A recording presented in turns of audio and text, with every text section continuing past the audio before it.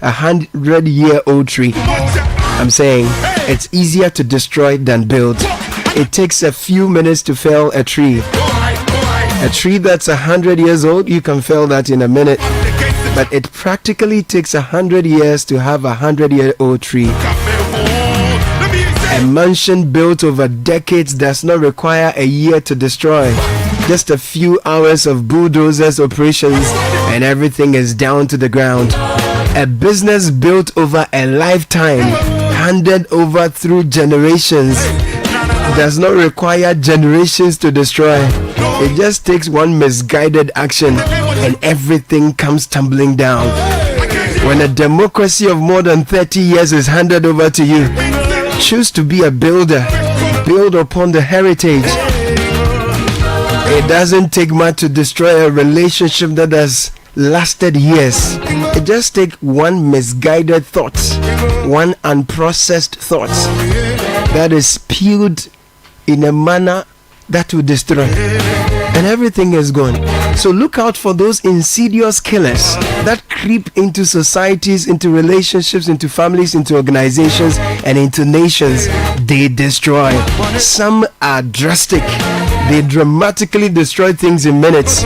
Others are insidious. So be mindful whatever you're doing today. Ask yourself, am I building? Whatever you're doing, whatever your contributions are, is it going to build? Will it edify? When it goes down the earth as a seed, when it germinates, will it be poisonous? Will people die when they eat the fruits of your mouth? The fruits of your work? The knowledge you are dispensing, when people trust it and work on it, will it lead them into distraction? Think about it. Everything you're doing, you're either building or destroying. But we don't always have to build necessarily. Some things must be destroyed. Unfortunately, the things that must be destroyed, it takes a very long time to destroy them. Bad habits, like littering, like lateness, like talking by heart. You need to be deliberate about destroying those ones. You need to, every day you get home, did I kill this one? Did I destroy it? Okay, we are getting there. So build that which will edify, build that which will make you proud, and whatever that is not of good report, do well to kill it slowly, one day at a time. That's business sense for you. So much to do today. The morning after the night where tables were destroyed, microphones damaged, and a vetting process that turned into a kerfuffle, almost degenerated into fisticuffs. My goodness, so much to do today. We'll bring you the lowdown and look ahead also what's going to happen today. More ministers have been sworn in. Other nominees are waiting to be vetted. Yesterday was the longest day in the year, I bet. We'll bring you all that in the newspaper review, and later on the show today. Newspaper review is brought to you by Piva Beverages and Total Excellium. Total Excellium, have you heard about the incredible benefits of Excellium from Total Energies? Amazing 3-in-1 power. What it does, it is additive and rich fuel, and it's powerful. Its action cleans your engine, extends its life, and lowers your fuel consumption. And thanks to the cumulative effects of its anti-corrosion, anti-wear, and detergent additives, Excellium new formula also lowers your vehicle's fuel consumption while reducing CO2 emissions. You will drive, sir. So experience the difference with Total Energies Excellium new formula. Choose Excellium, choose quality, and you will dance to Umbo, you know. And Piva Beverages says if you're looking for a best of flavor in every sip, look no further. We have the refreshing taste. We call it Piva Beverages. Not just one, not two, not three. So many flavors for your delight. We have Piva cocktail fruit drink, Piva grapefruit drink, Piva Tangy, which is Bernard's favorite.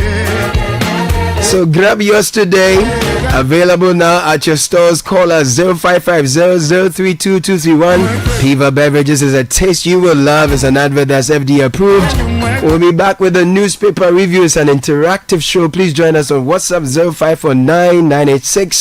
0549-986-996.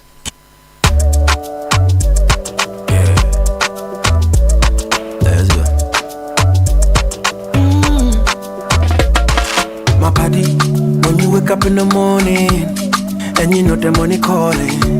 Oh, you go work, but you know it's out on your side. If I believe with us, if I hold my hand and believe, cause you know it's out on your side. And when you dream, no say I live for you. And when you hustle every day, when you wanna go, anything you do, I live for you. If I believe I live your side, fidelity. If I believe with us, fidelity.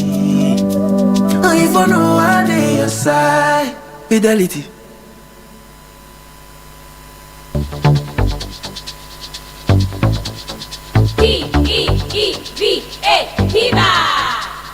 Looking for a burst of flavor in every sip? Discover the refreshing taste of Piva beverages. Enjoy the classic Piva Cola flavor, perfect fit anytime. How about a fruity adventure? Try our delightful Piva orange fruit drink packed with recognized citrus flavor. Craving something exotic? Our Piva cocktail fruit drink brings the tropics to you. For a sweet and juicy treat, grab our grapefruit drink and don't miss out on the refreshing Piva Tangy fruit drink, bursting with tangy flavor. Piva Cola, Piva Orange, Piva Cocktail, Piva Grape, Piva Tangy. Grab yours today. Available now at your local store. Call us on 055-00-322-31. Piva, a taste you love. This advert is FDA approved. P for Piva. Oh, jump on now. Go.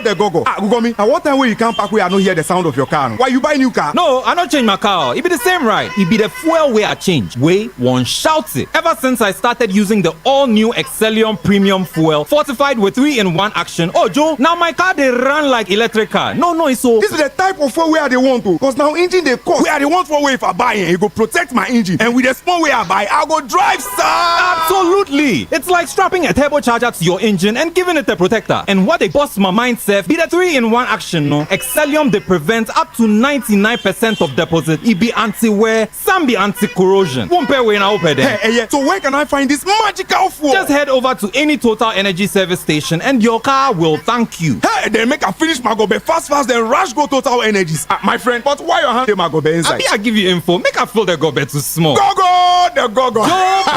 Excellium is designed to protect your car engine, decrease fuel consumption, and lower CO2 emissions. Don't say fuel, say Excellium. Choose Excellium, choose quality. Citi 97.3. More variety. This is the Citi Breakfast Show. The city's biggest conversation. The Citi Breakfast Show. Rise above the noise.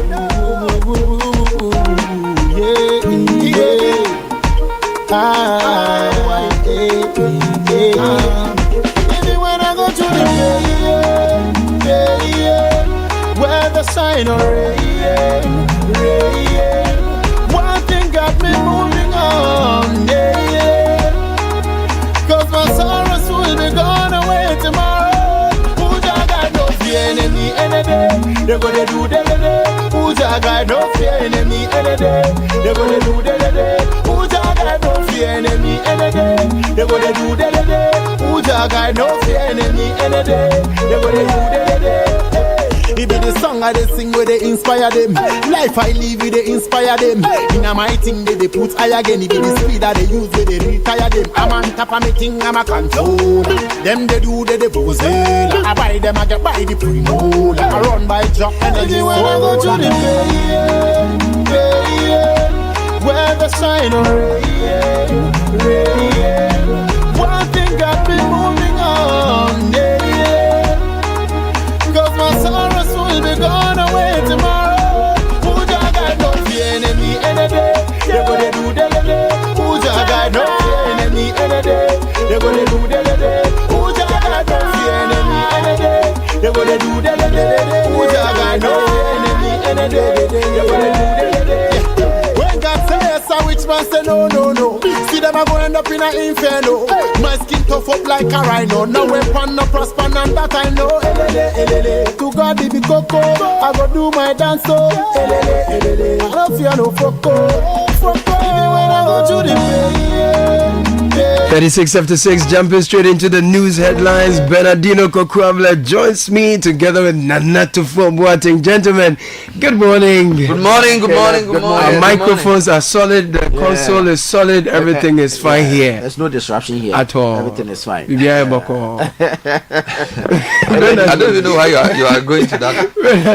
But it was surprising the turnout, wasn't it? Because I was shocked. Charlie, that's who we are. That's where I was listening on radio, so I later had to switch to go check the videos. I'm like, oh, Charlie. That's where we've reached, though, my brother. So I don't know. The papers didn't get it. Because it happened late. It was late. Yes, so I think they got the end of Samuel George vetting. True. But after his vetting, a couple of people were vetted as well. Yeah. And then when the committee got to a point of deciding whether to vet this health minister and the foreign minister, it got. So what I feel like doing is, I think we need to even air some audios for you of what happened. The only paper that got it was the Herald. Right. So they went to print late, and I think we need to commend them for this.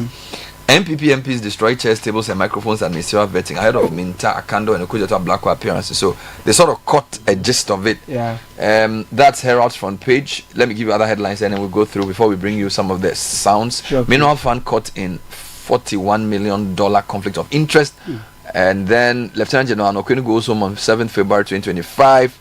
Other stories, Baumia gets more international engagements, addresses Harvard 2025 Africa Business Conference, and then Professor Ranford Jampo appointed CEO of the Ghana Shippers Authority. Those are the front page stories of the Herald. Right. The Chronicle has stories from the vetting and says SIM cards to be registered again, says Samuel Nati George. This one says NS Thompson to open defense in OBS trial, and 2 in court for destroying Court of Appeal judge's property. The Daily Graphic, Constitution must inspire trust. President Mahama speaking with a photo of the members of the Constitution Review Committee being sworn in. Also, AG abandons appeal against Atu Forsen, that's page 11. Ghana will be Africa's AI hub in 4 years, Sam George, the nominee. And the Africa Prosperity Dialogues create single market to provide jobs for youth, according to the Vice President. Meanwhile, on the back page, Denmark presents full mission bridge simulator to Ghana Navy, and then other stories. Ghanaian Times, engage widely with citizens. President urges Constitutional Review Committee. Safety of GMOs will be evaluated. Environment Minister Designate Murtala Mohammed speaking. AG and Minister of Justice withdraws charges against Dr. Ampofo and Kweku Buahin, and will protect Ghanaian workers from mistreatment. Labour Minister designates Rashid Pelpo speaking there. The News Center, Lordina is not influencing appointments. High-ranking NDC officials, others are set. Also, mobile money hits record 3 trillion in 2024. In other stories, Northern Volta NDC supporters angry over skewed appointment. Senyor Husi defends Meafa Hardcastle calls for humility for MPs, and there's a full breakdown of the $12 billion Ghana saved from debt restructuring with a photo of Cassiel Atu Forsen. The Custodian, Afenyo Makin grills Mahama's boy over CJ anti-gay bill. Pictures of Afenyo Makin and Sam George there. Let's have options before banning plastics use. That's Murtala Mohammed, Minister Designate for the Environment. Mahama swears in 8-member Constitution Review Committee, and APD 2025, Africa needs technology for prosperity. UN Resident Coordinator speaking.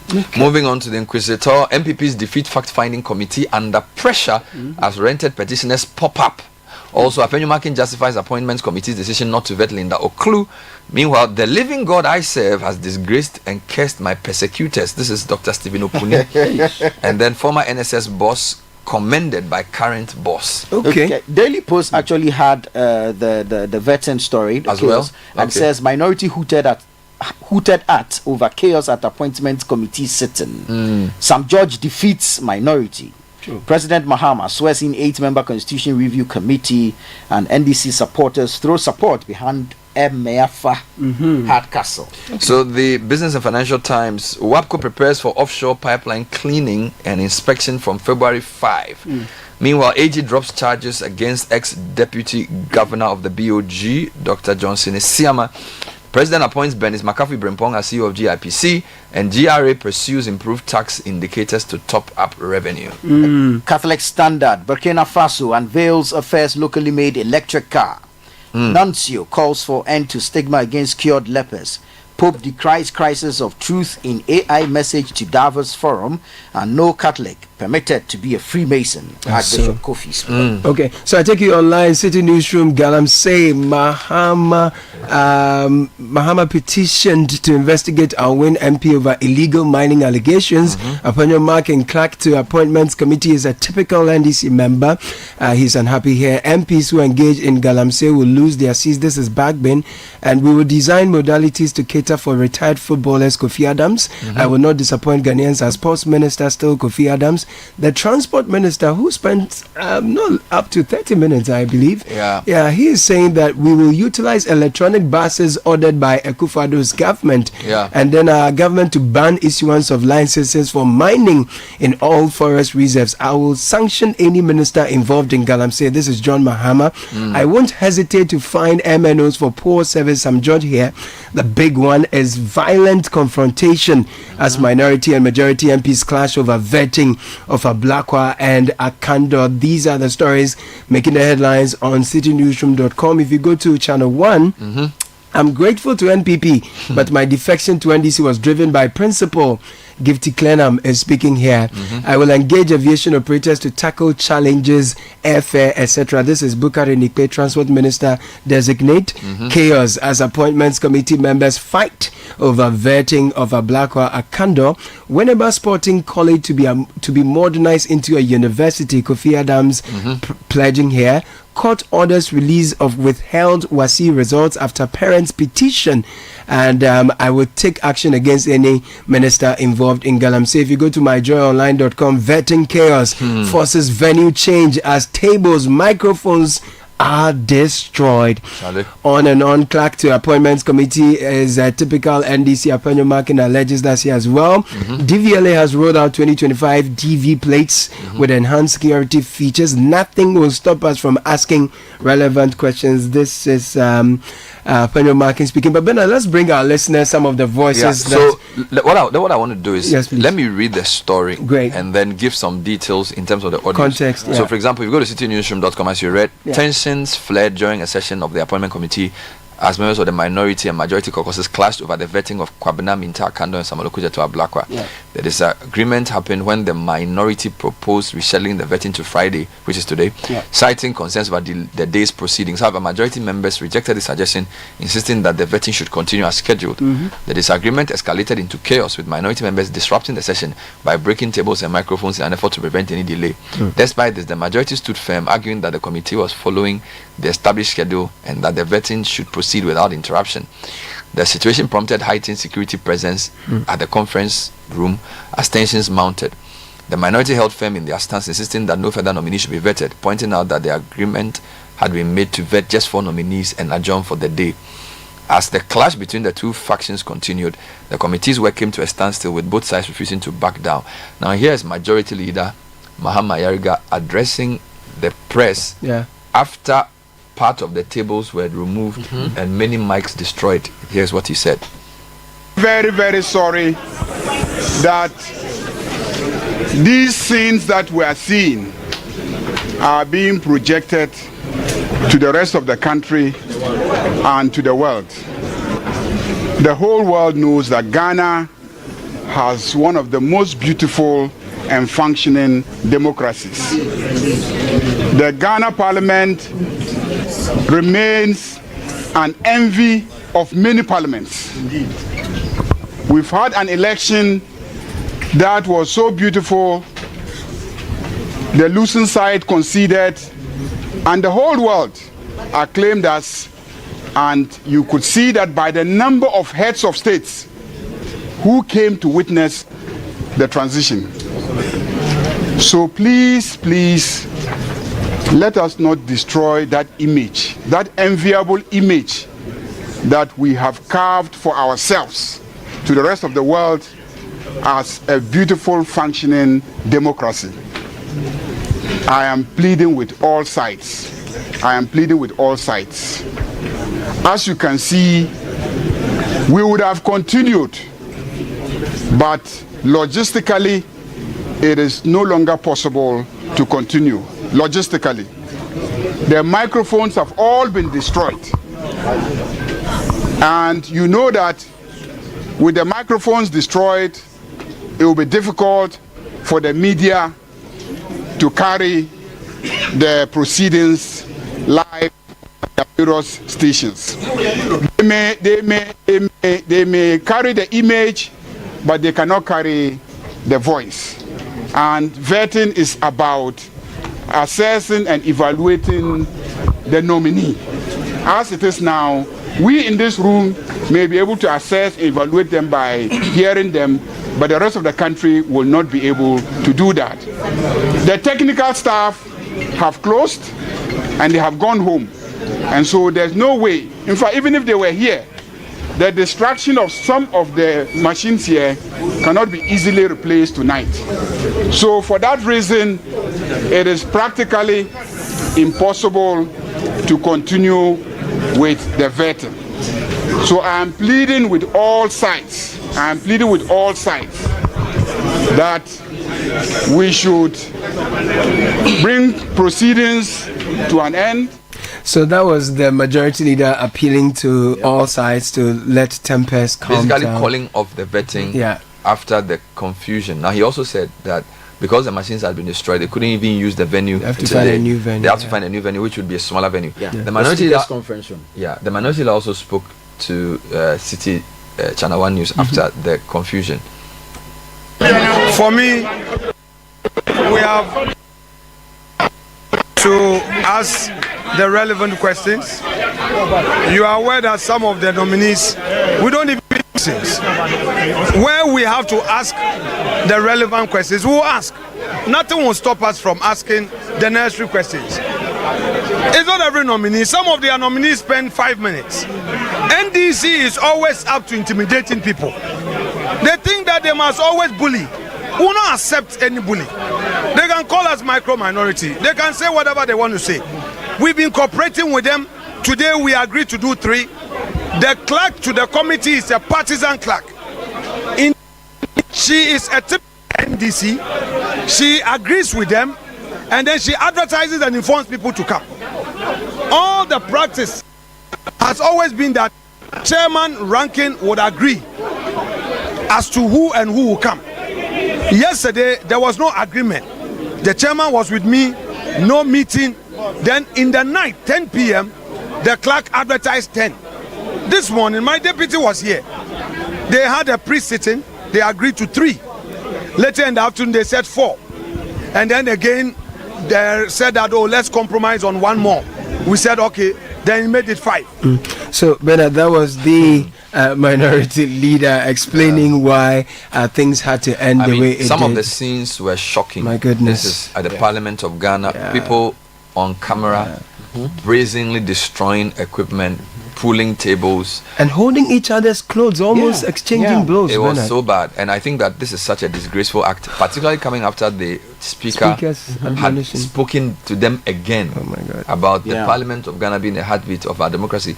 I don't think they listened to what the speaker said, and I think the majority leader himself was ashamed of what happened. And we'll discuss all of this later on. But this is sort of marring what up until then was a good day. Very good day. I don't know what else had been done. From morning, we had vetted. Environment started. Actually, Rashid Pelpo. Labour started. That's true. And the environment came. Before communication took a good time. Transport. There was transport, sports. So some stories from those veterans. Take you to page 13 of the Ghanaian Times. Will protect Ghanaian workers from mistreatment.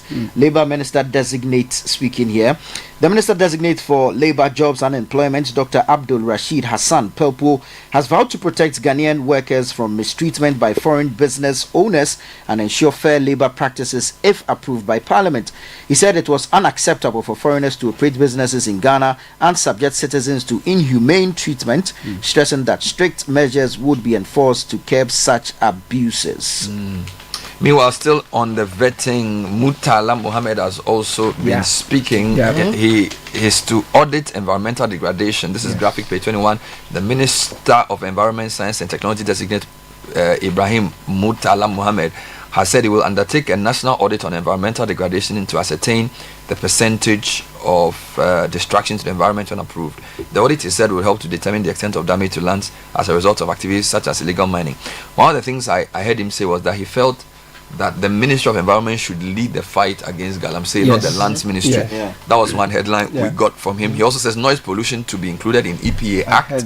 Now, Samuel George had a marathon session. He did. And I think that's part of the reason there was so much angst in the room. Because if you look at our flyer that we put out, how many hours did you do? I think he's broken all records, or his vetting session has broken all records already in terms of the length of time and the number of questions. So this morning we put out 5 hours 2 minutes. 5 hours. So far, he's the longest to be vetted. And the other record is the number of questions asked by one person. So Alexander Fejomakin asked 196 questions. My goodness, 196 questions. And one of the things happening is that now people are criticizing the chairman for allowing Fejomakin unfettered to sort of, access. Yes, but he also saying that's the standing order, the convention. So if you look at the breakdown of Samuel George, he was asked 241 questions. 241 questions. Yes, 218 coming from the minority, 23 from the majority. Top issues: anti-LGBT plus Chief Justice. Number 2, Akufo-Addo Bawumia. Issues. Past Number comments. 3, Galamsey. Number 4, cybersecurity. So the real issue, the real ministry is going to handle. No? There was a fourth most important issue in terms of the questions. In terms of engagement. Now, if you look at some of the things he said, so if you go to City Newsroom and Channel 1, government to address Airtel Tigo challenges with new roadmap. That's one of the things he said during the vetting. And he also said that he would take action against MNOs with poor service quality. I wanted him to be probed on the cost also, but he seemed to say that the energy cost component is what increases the cost of the thing. And to be fair, aside from the political issues, actually listen to the answers on the things why he was there. Sector specific. For example, the issue of MTN being SMP as a corrective measure as against the punishment, Ghana and AI. So I think on the substance of the things he was supposed to do with Tigo challenges, and also whether cybersecurity should be at the ministry or at the national security, all of SIM that. card re-registration. So those are some of the stories. Then finally on the vetting, I'm not disappointed Ghanaians as sports minister Kofi Adams also took his turn. Let's do one and then do Ninkpe, another story from there. So the sports nominee Kofi Adams, who is also MP for Boem, he has assured Ghanaians of his commitment to delivering results in his new role, pledging not to disappoint the nation or the president. Speaking on his appointment during the vetting with Parliament's appointment committee, Kofi Adams acknowledged mixed reactions from the public but expressed confidence in his ability to serve effectively. Now, what did the transport minister say this morning? So, transport minister is saying that he will engage aviation operators to tackle challenges including airfares, etc. Joseph Bukari Nikpe, minister designate for transport, has emphasized the importance of continuous engagement with aviation sector operators to address operational challenges in Ghana's airspace. During his vetting session, Nikpe pointed out that the high cost of doing business in the country's airspace often leads to increased expenses for operators, which can then be passed on to consumers through high fares. So these are some of the issues that came from his side. There was an angle on noise pollution from the environment minister's side, and a lot more. All right, let's go to other stories later today. Daily Graphic: Constitution must inspire trust. The president swore in the 8-member Constitution Review Committee and emphasized the Constitution must be a unifying force, inspiring trust and providing a framework for more just, equitable and prosperous society. He swore in a committee which was chaired by Professor H. Kwesi Prempeh, includes notable figures like Justice Sophia Jinyara, Professor Kwame Kakari, who the president described as his lecturer, and Mrs. Charlotte Osei, former EC chair. Others are Dr. Godwin Jokoto, Ibrahim Tanko Amidu of Star Ghana, Dr. Isi Ansan of Ashesi University, and Dr. Reina Akum-Perega, who is also the secretary of the committee. The president also swore in more ministers. That's on page 13 of the Daily Graphic. President John Dramani Mahama has said the government will revoke existing mining leases and licenses issued by the previous government and ban the issuance of new leases for mining in forest reserves. He said the move was part of the government's efforts to stop the destructive practice of illegal mining, which had ravaged the country. This, he said during the swearing in of the ministers. Now, he gave charge when he gave this charge when he swore in 14 ministers of state and the presidency. These will include Dr. Edward Kofi Omane-Boamah, Minister of Defense, Emmanuel Amakofi-Boa, Minister of Lands and Natural Resources, Alhaji Mohammed Mubarak Muntaka, Interior Ministry, Agnes Namu-Mulate, Ministry for Gender, Children and Social Protection, Kenneth Ajay, Ministry of Works, Housing and Water Resources, Emmanuel Kojo-Jokum, Minister of State in charge of special initiatives. Then you have Tia Ibrahim, Northeast Region, Dr. Frank Amwakuhene, Ashanti Region, Akamu Gri Atanga Donatus, Upper East Region, Ali Adolf John, Northern Region, James Gunu, Volta Region, Rita Akusia Wate, Eastern Region, John Kwejo Japon, Oti, and Lenda Akwile Oklu, Greater Accra region. Now, the president took the opportunity to also talk about Galamsey. Yes, he did. He saw in the lands minister. The president has announced a new government policy prohibiting the issuance of mining leases in all forest reserves. Now, speaking at the swearing in, President Mahama also revealed that his administration would swiftly revoke all mining licenses previously granted for operations in forest reserves under the previous government. Now, the coalition against illegal mining has petitioned the president to investigate our win MP over illegal mining allegations. So the Ghana Coalition Against Galamsey has petitioned President Mahama to take decisive action regarding the allegation of illegal mining involving the MP for our win, Oscar Lab. Chiefs in the area are fighting. Yes, so those are the two. And finally, a few revocations. So AG has abandoned the appeal against Atu Forsin. Yes. Graphic page Former 11. BOG The AG has also dropped charges against ex-BOG Deputy Governor Johnson Esiama. In fact, there's an article in the BNFT that says the prosecution of Dr. Esiama was a political witch hunt. Then there's a very interesting photo here. Okay. When two chartered accountants are smiling and shaking hands, you shouldn't be too happy. So the finance minister has met the GRA boss. Right. And both of them are chartered accountants or accountants. And they are shaking hands and smiling. It means they are planning something for you.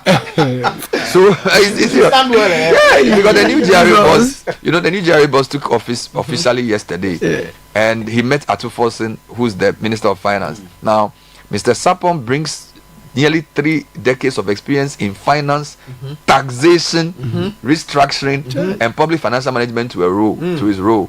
So Charlie, sinking fund matters. I tell you. So if I take you, it's a tech on steroids. Thank you. Sinking fund matters. Let me just give you a quick global one. Very sad one that came through yesterday. A groomed-to-be pilot, daughter of Indian migrants, and figure skating champions are among DC Air Collision victims. Meanwhile, Donald Trump has jumped into the fray already, and he's on to the blame game over DC's mid-air collision that left dozens dead. He's blaming guess who? Democrats. Oh Lord. That's how we end it.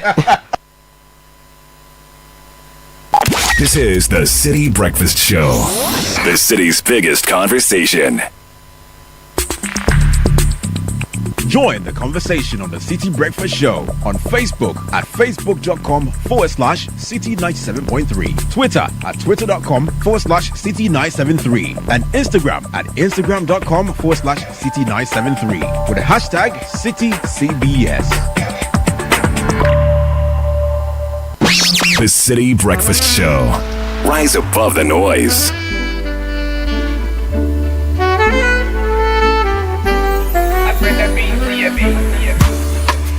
So why wait to own your dream phone when you can have it now without breaking the bank? With the MTN Pick and Pay Later, you can own your perfect smartphone and pay in easy installments over 4 to 6 months. Best part is all phones come with up to 3 GB free data, so you can share your pictures, get all the biggest scoops online for the first 6 months after purchase. Simply dial *170 *170#. Choose device Pick and Pay Later under the loan menu to start the process with just a small initial deposit.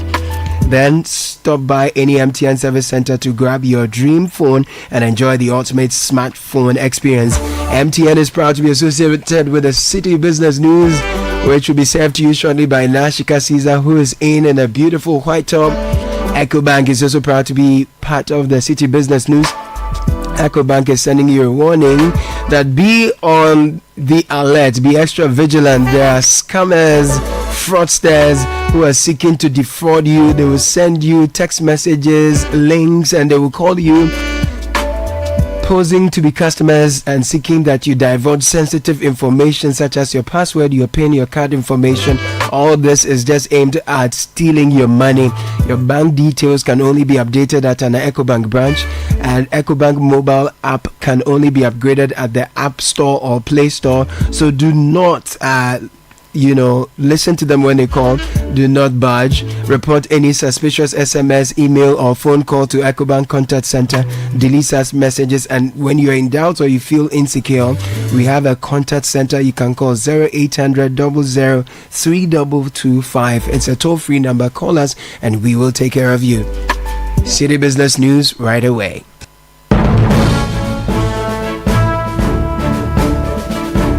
There's an industrious young lady in the studio, Nashika Caesar. Are you taking care of somebody? Good morning, Nashika. Good morning, Caleb. Hello and welcome to the breakfast edition of the City Business News, proudly brought to you by MTN Goil and EcoBank. I'm Nashika Caesar. Coming up, government to begin another round of SIM card re-registration exercise. Also coming up, consumers of diesel and LPG to pay more as prices go up in the next pricing window.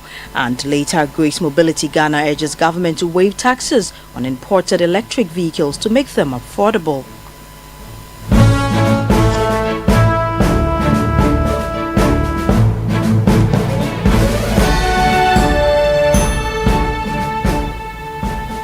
We settle for the details of our stories now.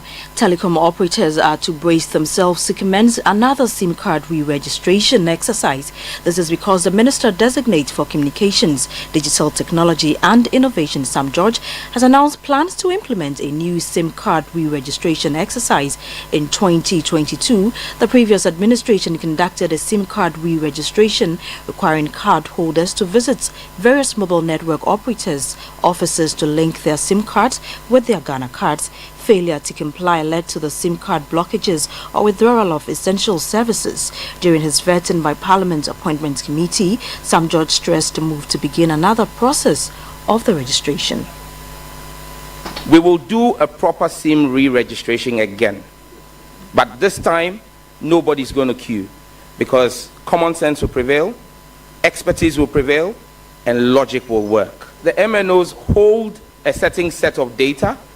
We would use technology to cross-reference that against the NIA's database and all biometric databases, and only instances where there are disparities would require you visiting an MNO shop, because today as we speak, the telcos cannot truly verify who is holding their SIM card, and it even is in their own benefit for us to do this process and do it properly.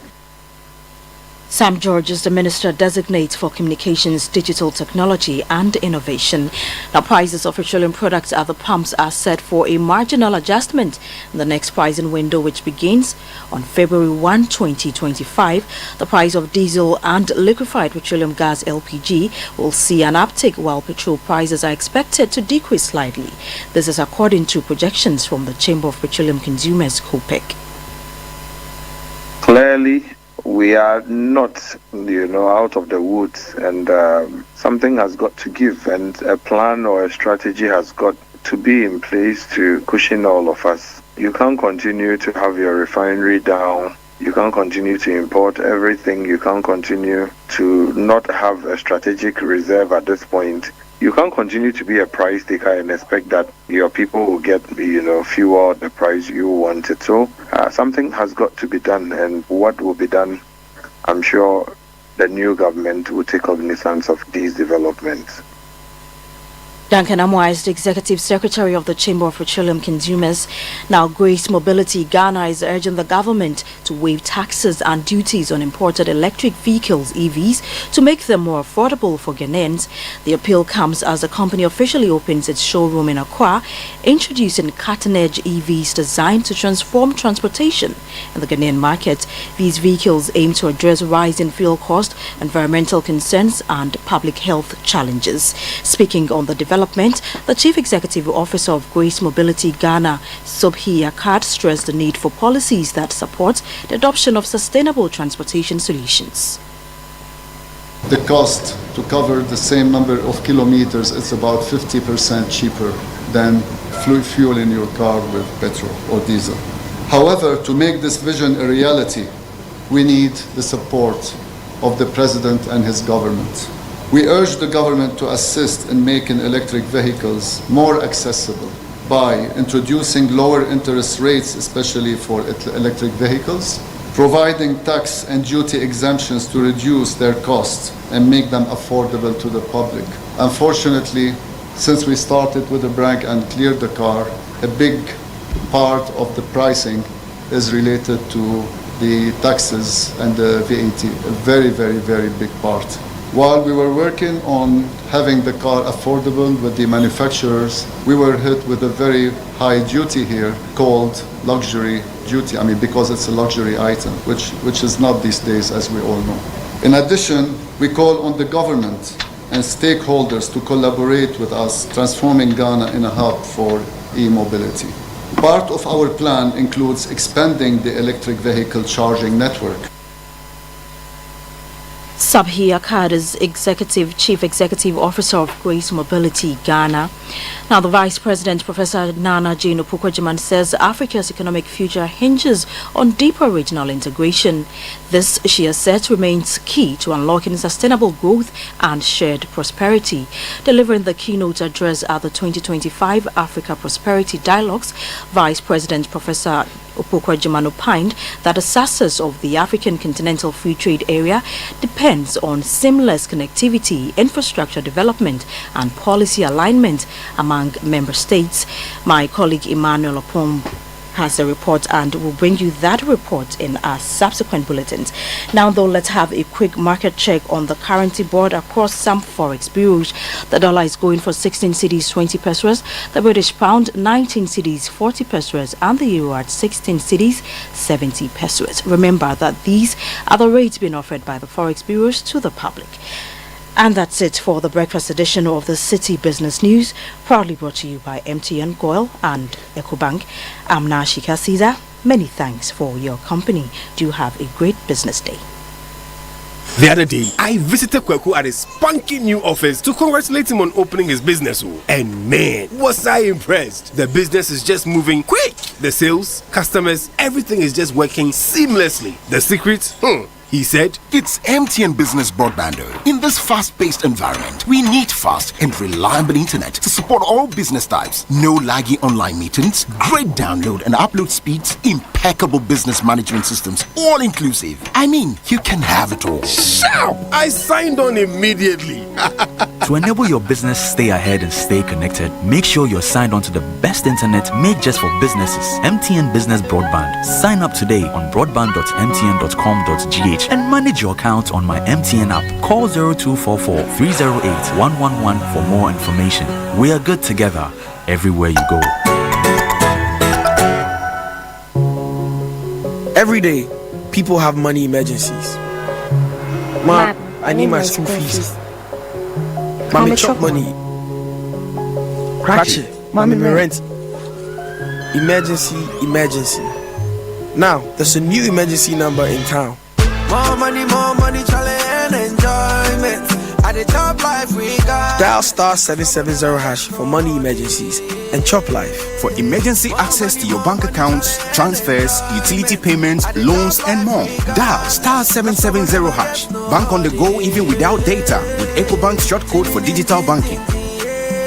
EcoBank, the Pan-African Bank.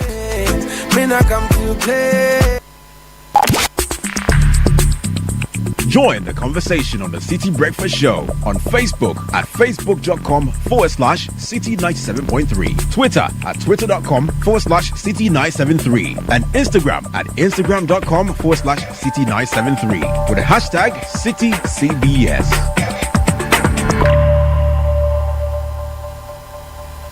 This is the Citi Breakfast Show, the city's biggest conversation.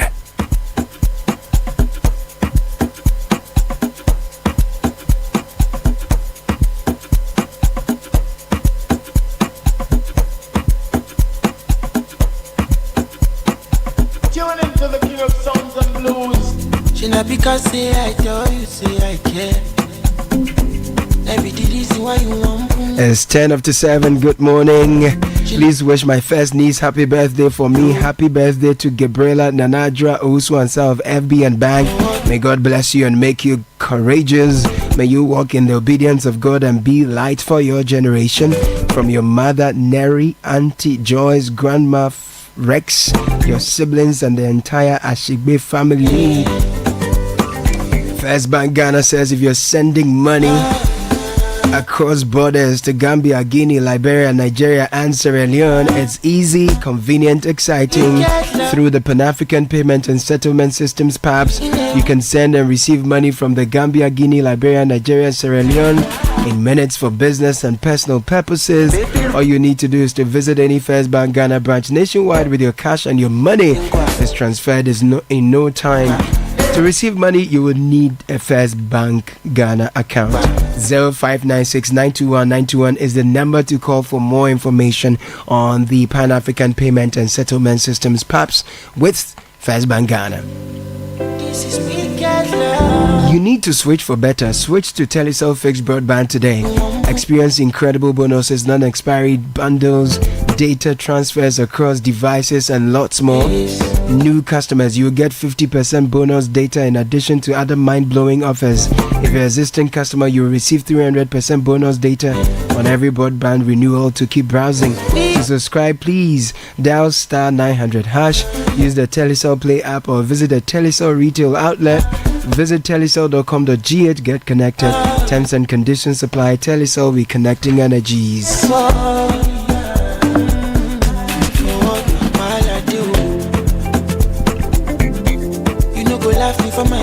Big conversation coming up later this morning. In fact, very shortly, we're talking about the Crystal Ball 2025. Senior partner AB and David Africa, David Ofosudote, shares key predictions set to shape businesses and the economy in 2025. If you're in the business sector, you're an entrepreneur, MSME sector, government agency, you're an individual, you're a corporate, whatever your hustle, whatever your calling, you would need to know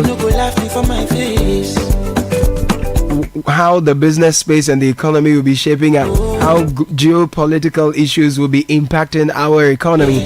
David Ofosudote has been doing this for years and will bring you his thought-provoking conversation with Bernard Avler very shortly this morning. However, it is time to maximize and grow your business exponentially. Just ask me how. Bisame. If you're a shop owner, seamstress, trader, mechanic or artisan, if you own a hotel or a hospital, you are in luck. If you have a phone, a TV, a car, a house, a property you want to sell, you don't need to hustle. Bisame app is here to help you connect to your customers. All you need to do is to register your business, reach more customers and watch your sales soar. With this app, your security is assured. Trade assurance ensures that your online purchases are secured. Locate what you want. This is how it happens. Locate what you want to buy from any social media platform. Inform Bisame. The seller is called to bring the item to the office for inspection before you make payment, and then the item is shipped to you. Download Bisame app on the Google Play Store or the App Store today and unlock endless opportunities. Grow your business, connect with customers and enjoy success.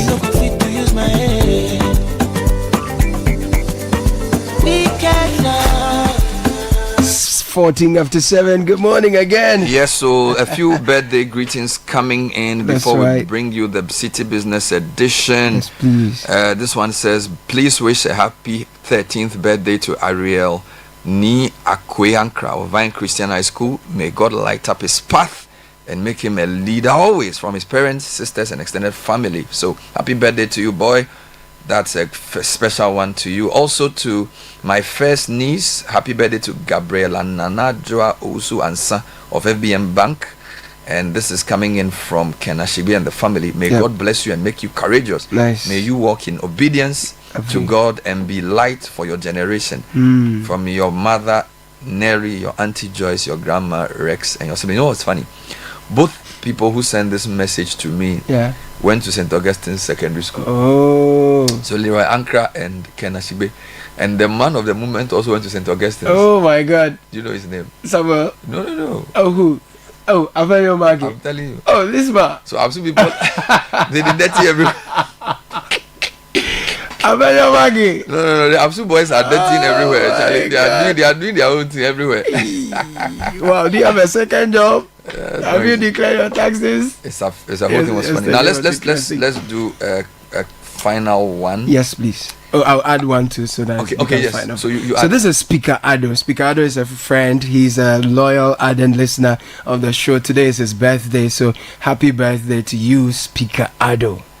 Well, I got a very funny request. Please, okay, it's not funny actually. My grandson is 5 years old today. Oh, wow. Happy birthday! I say, may your special day be filled with laughter, love, and all your favorite things. Come on. All the best from your Aunt Ruth Jololo to you. I say, happy 5th birthday. Wonderful. You know, go laugh me for my face.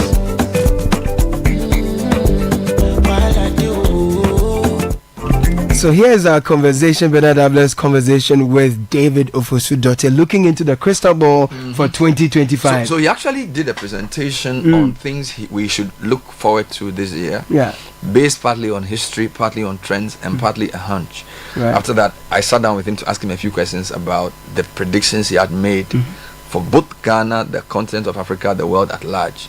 Very interesting discussion we had last week at the Crystal Ball Wonderful conference in Accra. So grab your notebooks and your pens.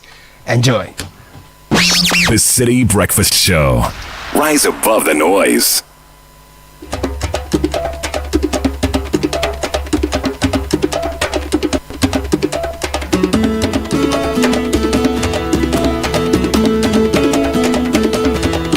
Please wait.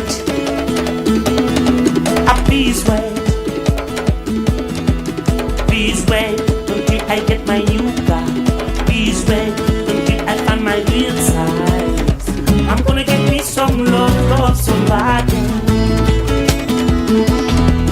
My girl, sweet girl, my girl. I can see. First collection from 2024. I'm just giving 3 highlights, and I'll give you the picture of the year for 2024. Biden, Trump. I actually got the August right that Biden was going to look so weak that he may have to decide whether to stay in the race. Actually, after the session, Michael Cotto told me he thinks Biden will exit the race. So I think Michael was more of the prophet than I was. But of course, there was a gentleman in the room who thought Trump was going to lose. And I recall saying that I was ready to go on a bet. I got Trump right in 2016, and I think I got him right again in 2020, that he was going to lose, and got him right again in 2024. Then, there was this picture about Ghana. I normally don't predict Ghana elections, because then people decide to place you in one political party or the other. But it was a picture about the known, who are the two on top, the rebel, and the unexpected newcomer. We all know the results, but there were 15 elections in Africa: local government, legislation, and presidential. Then the picture of the year: fight. After that gunshot and the blood to the ear, I think the election was already determined after that time. There was a bit of momentum gathered in the course of the year after that, but I think it was too late for Trump to lose. 2025, I grouped them into 4 categories: the known, the probable, the wild card, and to watch. The known consists of things that we know will happen, and therefore you have to just take note of them. The reason why is that this section deals with the things that businesses must take into account as they plan the year. So if it is known, it is not a prediction. The probable are things that maybe may happen, may not happen, is being talked about. Probably may or may not. The wild card are the things which may be out of the blue, but can happen. And the watch are those things that you may have to watch in planning your business activities and strategies for the year. So what are the known? It is the year of the wooden snake. Yeah, starting in February, in China. And that is a year that wits and cunningness plays a lot of role in whatever happens. Let me show you that. Yeah. The ETA will come into effect. That is the electronic travel authorization of UK. That was supposed to start last year. It was delayed, but it's going to come into effect this year. What it means is that if you are not an European citizen, even if you have a visa, you still have to have electronic authorization before you travel to UK, and that will impact on business travel. The UN has already declared 2025 as the year of quantum science, and that means a lot. It means quite a lot of companies will be focusing research on the kind of things which have led to nanotechnology and things like mobile phones and the things that we use in our daily lives. The AU summit will be in February 15, 16 in Addis. Nothing will change. They will pop champagne again. Global average growth rate GDP will be 3.3%, but China will outpace the global average at 5.4%, so they will still determine how the race in terms of global growth goes. I will return to UK shortly. It is perhaps the most challenged European country at this time. Europe as a whole is facing challenges, but UK more than any. On Saturday, all the planets will align in the solar system, according to NASA. But it appears that inside the USA, a lot are also aligning. When power and wealth match up and come together, that is quite a powerful force. Now, when Trump was trying to become president in 2017, he was challenging the establishment. Now he's back and he is the establishment. A lot has changed. The question is whether the establishment will allow him to become the new establishment. It appears there is a certain convergence. At least for Musk, he will become far wealthier. That is known. A lot of other things are known. Entertainment will be a lot in the news. Eurovision contest. What else? The Africa Arts exhibition in New York. World Club Cup. The other question in the news about entertainment is whether the Oscars will happen in March after the fire. And especially when the fire is still raging close to the date of the Oscars. Back to Uber. Uber will introduce a robo-taxi this year. So you are likely, if you pop up somewhere in the US, to be sitting in a taxi that will be picking you up from Uber, and you will not have a driver, and you will be talking to Uber. The EUDR will come into force. It was supposed to come into force last year. It was delayed. It's now operational from 2024 December. What does that mean? It means a lot of the exports to the EU, including the FMCG, coffee, and the rest that we just discussed, may be challenged if the product is traced to the fact that it affected afforestation. So you must ensure that your products going to Europe are not creating deforestation. Europe itself will need to rethink its regulations, because one of the things Europe is going to face is the excessive regulation.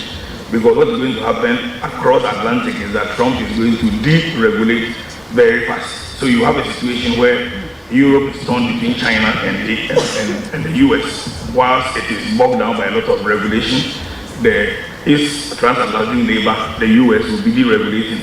Actually, it is one of the reasons why UK justified Brexit, the excessive regulation in the EU itself. But some old software will no more be supported by Microsoft. By September, things like Microsoft Windows 10 and Windows Exchange Server will no more be supported. It means it will continue working, but you won't have any backup. Some nuclear plants will come back online, 800 megawatts in Michigan, and the 1,700 years anniversary of the Council of Nicaea will be marked. That is when all Christians of different denominations met in Turkey in AD 325 to determine how Christianity should be shaped. And they want to celebrate that. And they are meeting in Turkey, which is essentially an Islamic country, so to speak. But they are meeting again this side. Remember, the Council of Nice was at that time the Roman Empire, and Rome had conquered Europe. What next is known? August, Japan will be in the news, very much in the news. It's the 80th anniversary, 1945, when the Hiroshima bomb was first, as it were, blasted. The first time nuclear bomb has been used. Japan will also be hosting Expo 2025. The last time we had the 4-year Expo should have been in 2020, but it happened in 2021. That was Dubai. The question is whether Japan can match what UAE did. But then also will enter the digital ruble. Digital currency will be very much in the news. Indeed, crypto will be in the news. Trump has already endorsed a crypto coin with his face on it. Yes, and it went very fast. And crypto will be in the news. But the interesting place when it comes to digital currency, rather, is Russia. Russia will be introducing the digital ruble. And much more, they will be introducing in their subways a face recognition technology for you to be able to board trains in Russia. In other words, you will not need your card anymore. Just your eyes and your face and digital recognition. It will be the first country to be doing that. And that may span another revolution in the digital era in different countries. Let's come to Africa. Zimbabwe still facing quite a lot of challenges, but agriculture will still be its way out. Interestingly, the country has been able to enter the blueberry market for the first time as an African country doing that, but it still remains a very far cry away from the normalcy. South Africa will assume the chairmanship of the G20, and remember G20 now consists of 21 members, as always, because when the Europe itself as a continent was a member through the EU, now Africa is a member. South Africa will be the chair for the year, but nothing will change, at least not much. Ivory Coast hasn't competitive policy, so if you are dealing in Cote d'Ivoire, that's the kind of things to know. These are things which are known, and then land ownership reform will happen in Cote d'Ivoire. Tanzania, like there are a lot of African countries that are ramping up digital transformation, digital policy changes, etc. And Tanzania is one of them. Now, I've scanned across the continent and looked at quite a number of things which are changing, policies and legislations, for example, that will shape business policy. But for each country, I pick just one or two of the most important. And digital transformation is my pick for Tanzania. Uganda, preparing for Museveni's election in 2026. My friends from Kampala are here. I will say no more on that. Kenya, quite a number of policies, but essentially meant to regain public trust, which was lost substantially last year. Rwanda, the most strategic African country by far, is leveraging digital assets in many, many ways. It has actually become the first African country to calculate how much it can add to its GDP as a result of AI, and has rolled out this AI strategy. I'll touch on that shortly. Now to the probable. The first one is working from home coming to an end. Most likely, working from home will come to an end by 2026. All the big companies you see on the screen have recalled their staff to stop working from home either fully or partially.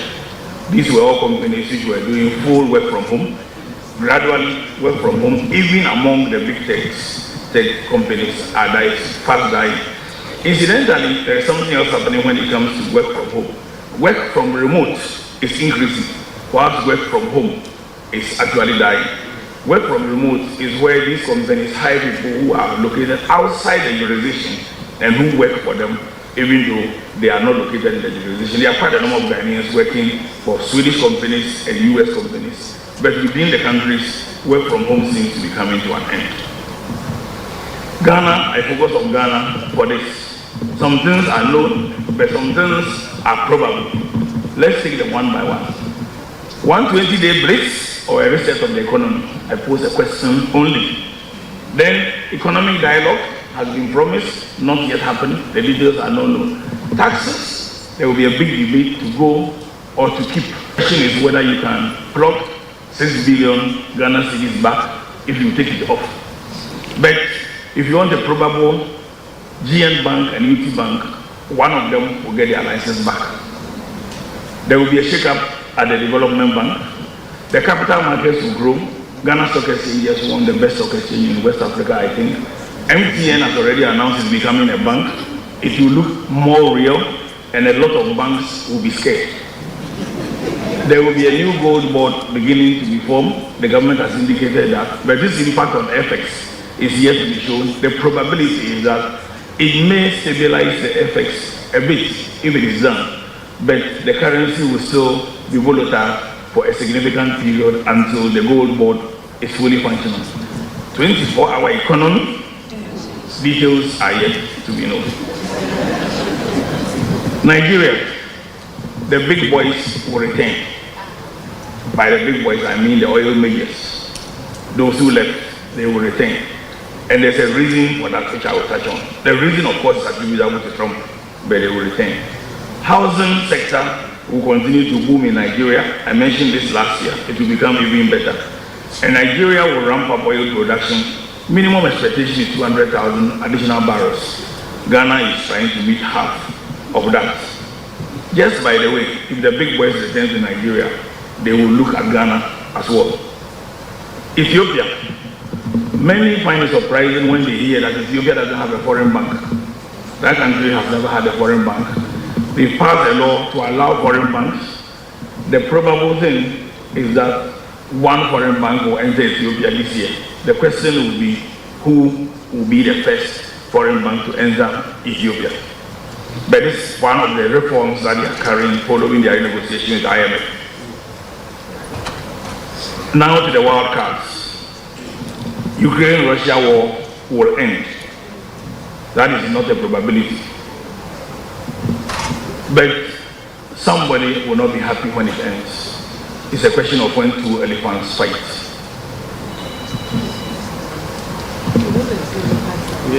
There will be a clash.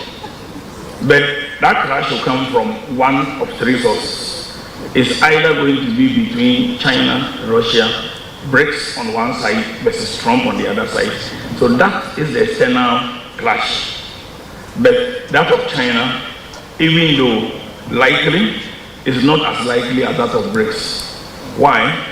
China will be that of tariff, but Trump will travel to China and he will make a deal somehow. I will skip Senate and come back to Senate shortly. Musk or Rubio or Vance, one of them will clash with him. His vice, his Secretary of State, or his closest rich friend. It is not sure, but I can predict a coming of conflict when money, power, and dues meet. But if the clash is with the Senate or Congress, it will not be a nice one. It will be a nasty one between the establishment, and the omen will not be good. AU chair New will be elected in February. Fakri will retire. I will bet on Raila as the new AU chair, 15th to 16th of February. The hydrocarbons will be back, which is the reason why I said that Nigeria will witness the new measures. And as Trump said, drill, baby, drill. He's going to drill more and more. And he's already withdrawing from the Paris Accord. To watch, AI will be everywhere, but Rwanda will be Africa's most strategic. 6% additional GDP. They're already doing about 8. If they get their target right, that will take them to double digits. Trump has already announced targets, $500 billion worth of investment promise in what is called Stargate. But Stargate, another moonshot, just so you cast your mind back. The moonshot was that of President Kennedy promising to go to the moon and America actually going to the moon. Remember this morning, Musk already tweeted that they don't have the 100,000. So that appears to be his first open disagreement on social media with Trump. I don't know how that will pan out. But AI will continue to invade the human space. The point though is that the countries in the East, particularly China, will not make such grandiose announcements. But with a combination of AI and quantum computing, they may may be the ones who will be winning the game. So watch that space. The question then is, what else will be happening in 2025? Quite a number of things. There will still be no Africa strategy. Sovereign debt restructuring will be very much in the news. Of course, when you take Ghana and Nigeria, the governments are relatively new. Public sector debt, Ukraine war will be talked about, but I've already said it will end. Government will lack funds, even though there will be a lot of pressure for them to deliver infrastructure. FS challenges, PABs and AFCFTA will be talked about, but I will touch on AFCFTA shortly before I conclude. Is AFCFTA losing the baboon? It appears so. The countries on the left, Kenya, USA, Ghana, UK, Mauritius, India, Kenya, UAE, are all signing individual agreements with entities outside the AFCFTA without signing a collective agreement. And the AFCFTA, much as it is still very relevant, appears to have lost a bit of momentum. And intra-Africa trade is still hovering around pre-COVID levels. Back to UK and to Europe. Europe is the most challenging continent. Their closest friend appears unpredictable. And I say appears because I will touch on that shortly. UK, I want to describe it as bred in. It's a term I just coined for this session. They left the EU with Brexit. Strangely, they have now moved all the way to join the CPTPP because they are still looking for a trade partner. And that's Australia, Canada, Chile, Japan, Malaysia, Vietnam, Mexico, Brunei, New Zealand, and now UK. Clearly, it's the odd one out. But it's very clear that they are looking for a partner. When I went into the crystal ball, that is what I saw. Now, so what does a business person do in 2025 with everything that I've said? On the left, you have a situation where the person who will be in the news most throughout the year will be Trump. To some, he is very predictable. He's promised to take over Panama. He's promised to rename the Gulf of Mexico to the Gulf of USA. He's promised to take over Greenland by force. So clearly, he is going to cause some realignment. And that's predictable. That's a predictable part of Trump. Then you have the far right beginning to rise. In the German election, AfD is likely to do much, much better. Then you have to now look at Italy, Finland, and France, with Marine Le Pen having brighter chances and Macron having challenges. So clearly, the right is beginning to gain more currency. But on the other side, you have Trump being unpredictable. Because some of the things he says are things that suddenly come out of the blue, like NATO, like withdrawing from the Paris Accord, etc. And then you have him as a deal maker. Somebody said this morning, some of the things I've been saying, I granted an interview recently, and I said, if the African countries can come together and make a deal with Trump, we may be actually better off, because I think he would like to be seen as a deal maker.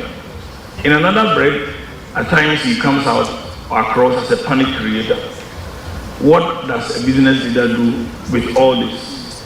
Well-informed decision making, long-term view instead of short-term view, and prompt and coordinated action, in my view, is what we need to do in 2025. Any thoughts around the West African Sahel thing? I don't think it's Mahama who is trying to bring them back. I think there's a lot of realignment. You know, there's this joke about ECOWAS, there is ECOWAS. I think that move in May to take them out of ECOWAS, just after Tinubu had taken power in April, I think it was a mistake. Already you have a regional bloc which was challenged if TLS has not worked very well. But the reason why Sahel Alliance has become relevant is that everybody wants to have access to the trade to the north. So you may be talking about money, but what has really happened is that both Benin and Togo have taken a stand beginning to cooperate with them. It was surprising when Foreign Assembly said he's looking at the possibility of cooperating with them more. So they are becoming more relevant than the original ECOWAS because everybody wants that trade bloc. And Mahama's appointment of Babylolati to the side signals. I think the other thing is it appears Mahama may become the peacemaker, new on the block. He wasn't there when all that trouble was created. So he may end up becoming the unifying force and may be able to reunite everyone. But I think the real driver is the traffic going to the Sahel region. That is actually the real driver. It's economic. By the way, you should be sitting and I should be standing. No, that's fine. It's fine. Okay, cool. Quick point on France. You did a lot about EU, Europe being the most challenging continent we're in. Is France's decline in the continent going to continue? It will. Unfortunately, because Cote d'Ivoire has joined already, the two darling boys are Cote d'Ivoire and Senegal. They are not so fine with Senegal. I think a real break will be if the OMOA and then the central bank being benchmarked by the euro is broken. That would be a very, very tough one. France's influence is not going to go away overnight. But clearly, the influence of France's ability to put soldiers on the ground and the rest is not what it used to be. The other thing that will be accelerated is if the Alliance of Sahel states manage to actually stop the advance of the insurgents, because that was the excuse for France keeping its troops around. So if the alliance managed to stop the advance of the rebels and there is some peace there, then France will become very irrelevant military-wise. Then it will move to the economic side as well. I think the last point to note is what happens, will Ouattara go for another term or not? That may determine, because that is France's strongest ally in West Africa. You sort of didn't say too much about South Africa. I had a brief interview with Zuma, I think 2 weeks ago, and I was surprised about the outcome of the election, because prior to the election we all felt the EFF was the third after the White People's Party, but Zuma's party was third, and he actually says he's going to go to court, and about maybe 30% of the young man's people have joined Zuma's party. So I don't know if you want to go further in South Africa, or because now in election year you sort of just glossed over SA. But I thought South Africa politics is going to be interesting, because for the first time the DA had to form an alliance with the ANC to actually get into office. My view about South Africa is actually, I should say, probably very simple. I think by the time the alliance is over, the ANC will become even weaker. And sadly, so to speak, the DNC may take power. But that's not 2025. Much later, okay. So I'm doing Africa briefly and I'll move to global, then I'll open for questions, so give me 2 seconds. Last point, Ethiopia was very interesting for me when I talk about banking. I didn't hear anything about remittances, because for the first, I think since 2020, for Ghana in particular, remittance has overtaken FDI, and it looks like people are pointing us into the direction of remittances more. Any thoughts about how important that will be in this whole, because we're all trying to restructure, we need more money, we need to bring inflation down, and it seems to me as if there's an untapped well in the private remittance space. It's very huge. India has managed to use it very well. We haven't, and everybody knows that I've stripped FDI. I don't know whether you were here during my Kokoto's presentation in the morning. Two interesting things relating to this. One is the remittances. The other one is the fact that the UAE has actually outstripped everybody else and is now the largest investor into Africa. But there's a point I keep making. The main news is not in the main news. Because what is captured are not the real things which affect business. If you a business person, you want to really strategize, you should be looking Middle East or East now. I mean, I hear people talk about AGOA, etc. It's fine, but AGOA has dropped, for example, from 24 billion to about 10.5 billion. Whereas our trade with China, for example, have moved from 10 billion to 269 billion. So, it reflects the kind of topics we do here. Do I strategize to where the market is going so I can take advantage? Or do I stick to what I watch on main news and think that is where the world is? So those are the kind of things. And even when I come to investment from the West, just look at what Trump is going to do is to push them to do 5% of defense budgets. So a lot of money will go to those who produce guns and bombs and the rest, which we don't produce. So that's that. Now coming back to remittances. These are people who are working and who are bringing the money here. There's another source of the remittances, which is coming from the 6th region. And the sixth region includes not just people who have moved or have Japan, but people in the diaspora who are now beginning to buy land and things. If we could shape and aggregate it into one source, the challenge though is we need to break it down. The remittances are for, I'm paying for a hospital of my father or mother, I'm paying for some house. That tends to be big, or I'm giving somebody who is poor and I'm just remitting him on monthly basis. So because this goes directly to individuals, if you have a policy that aggregates that or put that in some pool that you can leverage, but it requires bringing everybody into the financial sector. And I do talk about that a lot. Countries which have done it very well are like India, who manage to leverage this. It requires deep thinking and planning, but it's a very good source of money.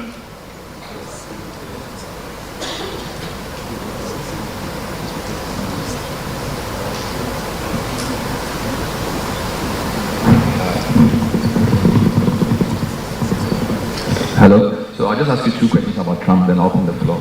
So I like the point you made about Trump and the fact that he could make deals. You know, he and TikTok, they sort of push back on TikTok. Now this is a podcast where they were saying the key to Trump is take him seriously, but don't take him literally. Take him seriously, but don't take him literally. And I saw the way you sort of gave two sides. So for business leaders, I'm too sure it's very confusing how to navigate Trump. Right. How do you interpret this? Because you said on some hand you can predict what he'll do. Yeah. And yet he sort of has a hobby of wanting to cause chaos. So how do you plan around that? Because, again, let's focus on how that affects businesses. That's what is key. Yeah. In one breath, Trump affects governments more than businesses. And Africa is not on his radar. But it is whether the panic he causes elsewhere can affect Africa. If, for example, he imposes tariff on China, and the source of supply from China to the US takes its source from the amount, the natural resource we sell. Is there a way that we can take advantage of it? That's how individual businesses should think about it. Or if China is changing its relationship with them in terms of export, are there ways we can take advantage of it? That's how. The rest are about government and government to government. And that's why I said that in my view, African governments can come together and say, what deal can we make? We do have some resources. For example, if you want to take a natural resource, this is what we exchange for it. He will fall for a deal. He just likes to make a deal. And that's how I will treat him. Other than that, our governments leave individual businesses on their own, and I don't really think we are on his radar. Finally, even though you didn't say it directly, I tend to think you feel the AFTA is not going to move much. Because based on the slide you spoke about different bilateral... No, I'm an AFTA person. I'm saying it's kind of lost a bit of a baboon. Yeah. So we need to ramp it up. I get my new car. Please wait until I find my real size. I'm gonna get me some love so bad. My girl, sweet girl, my girl.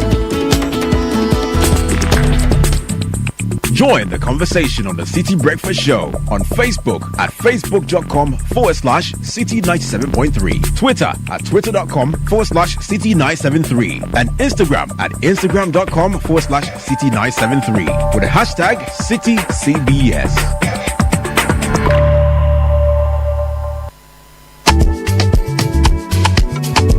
Yafinia gave us the vibe. Now, Insurance Chile makes you thrive. Yes, so it's time to enjoy, Charlie. Buy or renew your motor insurance and boom! Free fuel coupons and airtime for your sweat. Who no like enjoyment? Skidibidi-bum-ba-dum-bum. From January to June 2025, Enterprise Insurance gives you more reasons to smile on the road. Insure today and enjoy free fuel coupons for your car and airtime for your phone. Free fuel? Airtime too? Enterprise Insurance, always your advantage. Insure Chile. It's simple. Insure and enjoy. Ready to secure your peace of mind and experience the fastest claims payment? Visit any of our branches or agency outlets nationwide. Connect with your insurance broker or enjoy the convenience of buying your insurance online through the Enterprise Advantage app today. Terms and conditions apply. Enterprise, your advantage. It's time to reset yourself and everything around you for success in the new year. Tune in to the Effective Living Series 2025 this January on Channel 1 TV and Citi FM. Start your year with insightful discussions and expert tips on personal growth, health, success, and more. It's time to reset yourself and everything around you for success in the new year. Tune in to the Effective Living Series 2025 this January on Channel 1 TV and 97.3 Citi FM. Start your year with insightful discussions and expert tips on personal growth, health, success, and more. From the 6th of January, join Apioko and Caleb Kuda as they engage our guests with various expertise on the Effective Living Series for a comprehensive guide to resetting your life in 2025. Week 1 kicks off with Personal Reset. Week 2 focuses on resetting your personal economy. Week 3 is all about resetting your health. Week 4, resetting business, calibrate, remodel, and rebuild. Catch the Effective Living Series live on the Citi Breakfast Show on 97.3 Citi FM at 9 a.m. and on Breakfast Daily on Channel 1 TV at 9:20 a.m. Monday through Thursday. Don't miss out on transforming your life for the better every week only on Channel 1 TV and 97.3 Citi FM. The Effective Living Series 2025 is powered by Channel 1 TV and 97.3 Citi FM and is proudly sponsored by Hallmark Cafe. Hallmark Cafe. Delight in every sip and bite.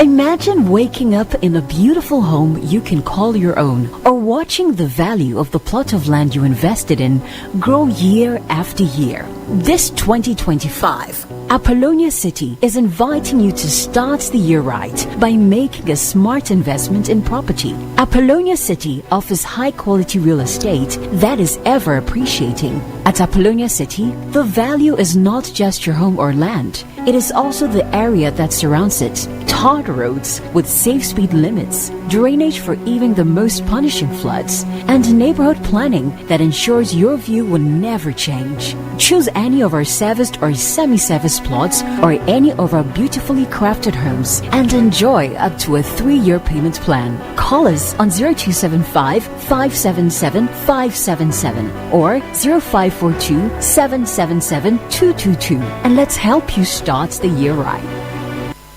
This is the Citi Breakfast Show, the city's biggest conversation. The Citi Breakfast Show. Rise above the noise.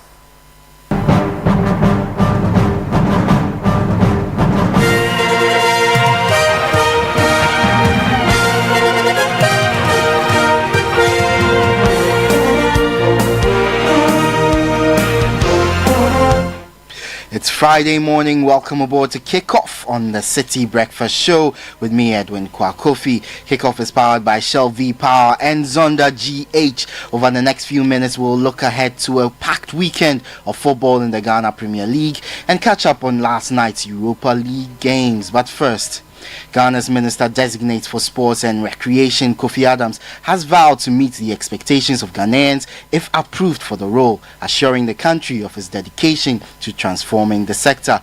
Appearing before Parliament's Appointments Committee yesterday, the Buem MP admitted that while he does not have a direct background in sports, he has the confidence in his ability to drive meaningful change.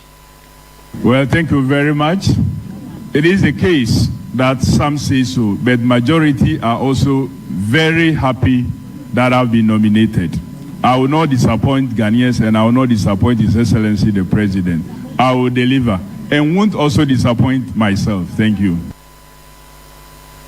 He also pledged to prioritize the maintenance of the country's sporting facilities, ensuring that stadia and training centers do not fall into disrepair. Well, under the leadership of His Excellency the President, we are going to improve upon maintenance culture. We will not allow any facility to deteriorate to the point that we could even be banned from using it. So the very minimal resources we have, we will spend it to make sure we maintain what we have whilst we build new ones also. Thank you. Kofi Adams also expressed serious concern over the standard of astroturfs built in the country in recent years. I don't know the total number that we have. However, I have some concerns about the AstroTurfs. Some of them, truly speaking, have not been constructed to standard. And I don't know whether you are aware that in one instance, it resulted in a very serious injury to the head of a player because the space between the touchline and the metal was so close, it's not up to standard, that it caused an injury when the player was chasing after the ball. So we will look at them, the ones that are not standard, in order to avoid some.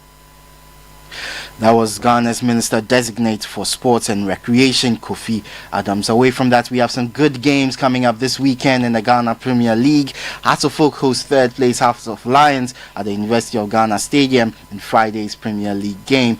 The remaining 8 matches will take place across the centres. On Sunday, the 2nd of February, Vision FC return to the Ni Ejay Krakow, the second sports complex, to host Accra Lions. Asante Kotoko make the journey to the Nana Konamansa Park to face off against Nswachuman FC. Karela United host Brekum Chelsea at the Aliu Mahama Sports Stadium in Temale, while Midyama battle Legon Cities at the TNA Stadium in Takwa. Aduana FC take on Bechem United in the Bono Derby at the Nana Ajimambedu the First Park, while BBNU Gold Stars host FC Samatex in the Western Derby. Nations FC return to the Dr. Kwame Chase Sports Complex to battle Young Apostles, while Dreams FC host Basake Holy Stars at the Tuba AstroTurf. Finally to Europe, where Manchester United advanced straight to the Europa League last 16 as Kobe Mainoo scored one and assisted another to help Ruben Amorim's side beat Romanian giant star Bucharest. Let's hear from the United boss. On a win, what are your thoughts on a performance, one that means you qualify automatically? I think we control very well the game. We had more possession. Of course, we have to understand the opponent. It's not, with all due respect, it's not the same level as Premier League. So we have more time to think, to connect the plays, and I think Kobe in that position play very well, with more freedom, with not so much responsibility running back all the time. And I think the lads did a good job, clean sheet again, create some chances. We have to score more goals because today we had the opportunities, but in the end we made some rotation. We took 2 games from the schedule. It was a good day for us. That was Man United head coach Ruben Amorim. In the other big game, Tottenham overcame yet another injury setback to reach the last 16 of the Europa League as teenage record breaker Mikey Moore sealed victory over Elfsborg. Spurs won the game by 3-0. And that's the latest in the world of sports. For more on all these stories, visit citysportsonline.com and tune in to the Premier League preview show at 3 p.m. on Channel 1 TV and Sports Panorama at 7 p.m. on Citi FM. Kickoff is powered by Shell V Power and Zonda GH. I am Edwin Kwakofi. The Citi Breakfast Show with Caleb Kuda continues. You're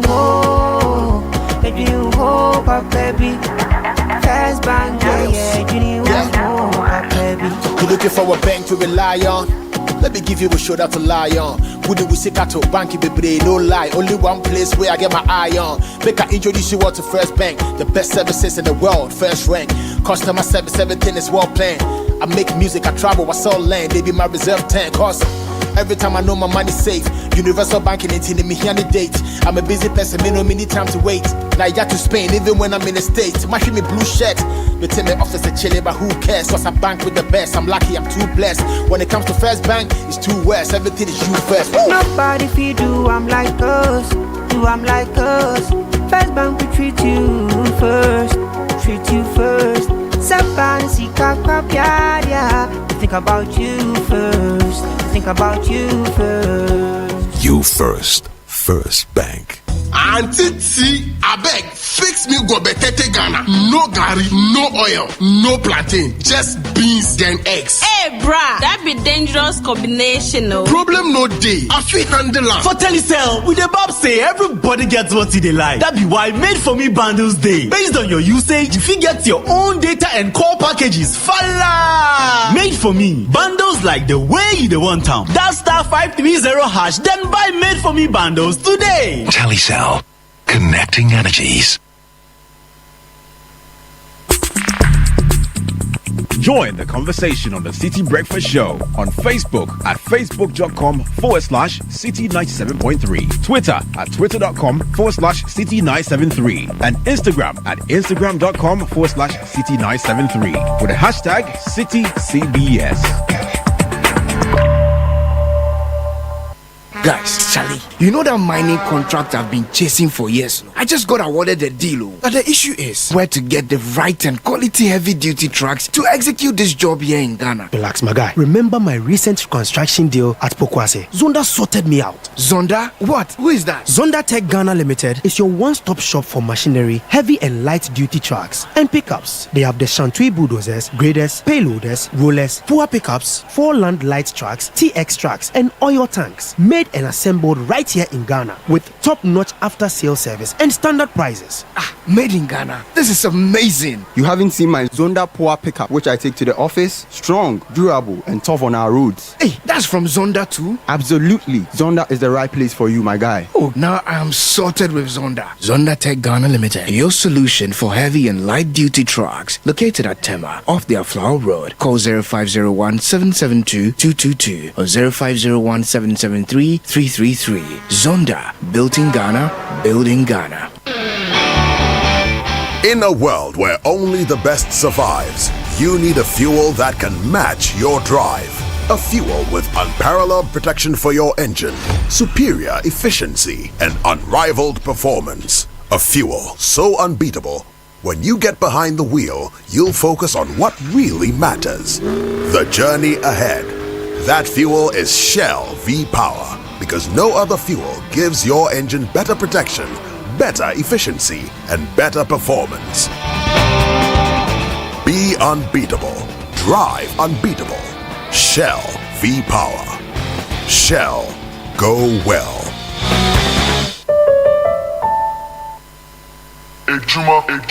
This ad is not about how convenient or easy to use the Affinity app is, or not having to worry about monthly or transaction fees. Yes, banking without fees. This ad is about Affinity providing the necessary services to help grow your business. Because banking doesn't have to be an inconvenience. With Affinity, you're in. To get the app, dial *229# or go to affinityghana.com. The Heritage Caravan 2025 is officially sold out. Thank you for your patronage. Now get ready for an unforgettable adventure with the Heritage Caravan 2025. We will experience a cultural revelation as we travel through 14 unique regions, each offering a deep dive into the nation's history, traditions, and natural beauty. An opportunity to see Ghana in a more beautiful, and the people, the connection, incredible. From Sunday the 2nd of March to Sunday the 9th of March 2025. Pack your bags and let's set off on the road trip of a lifetime with an unmatched opportunity to explore landmarks, taste authentic Ghanaian cuisine, experience the art, to network and to connect with the people who make Ghana truly special. This is more than a tour. It's a chance to experience the soul of Ghana, to witness its growth and to create lasting memories. The places we visited, the road trip itself was awesome. Everything was good, yes. Even the Bui Dam was very educational. Follow all Channel 1 TV and 97.3 Citi FM social media handles for updates with the hashtag Heritage Caravan 2025. The Heritage Caravan 2025 is powered by Channel 1 TV in partnership with the Ghana Tourism Authority with support from 97.3 Citi FM and proudly sponsored by the National Lottery Authority, Hollard Insurance and Omni Basic Bank. Terms and conditions apply.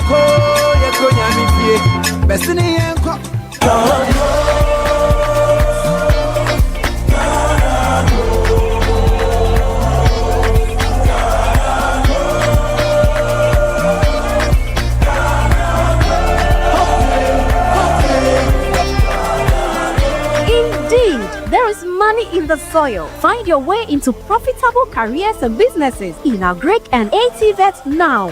Take a step today and change your life, your family, and community. Dial *718*50# to join now. Ghana Grows. Hope Day. Ghana Grows is an initiative of the MasterCard Foundation in partnership with Springboard Roadshow Foundation, Limehouse, and other partners.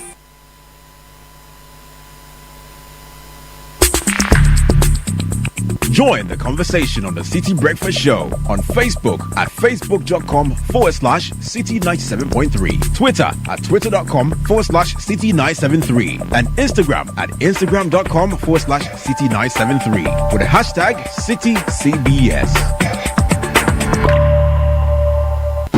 The Citi Breakfast Show. Rise above the noise.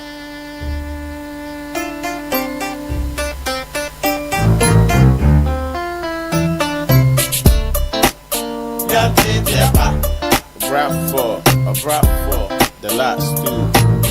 And your high buffalo, and your training for, and Suti, you were Basa, Execution Entertainment.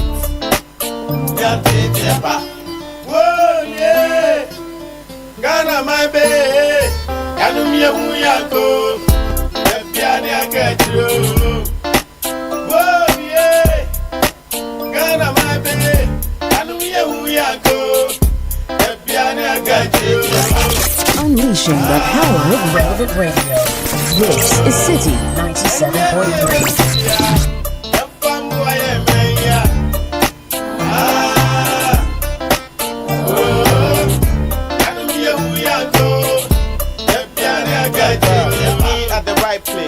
The right time, come on y'all, do the right thing. Be at the right place, the right time, come on y'all, do the right thing. I say me the can, raps up for me, who am making tin and me ball by Muka. Raps up for me, who am making tin and me ball by Muka. Open here, or Tama Mufrawi Nanka, Nanka, Refua, or Kamu, or Mayu Ketase, Troya, a hookah, who are pioneer moon cell phone, and what they say, a bapete, a more man penny, a baby, I didn't home, I didn't quit through, if we are some penny, said your fruit, your panna, your piano, Minia, when your party man so, or so for my account chain and so, or man, you popping, the cost only year, put to it, and to your party, a penny, Mantia, Mabawa, one some, one in the park, and Casopabena, and Chima, a free president, minister, drug pusher, so the basic, the musta, a year beside who's a 1 year fata, water, the Cocomotia power, at Wabai, Parliament, Koshemra, and Brashebe jump for any answer, honorable coffee, absent, Wama, Ribon to MP by, and so you need TV so now I got now where a Banjuma Yeni or Guapa, non crap so or that's so damn them on open.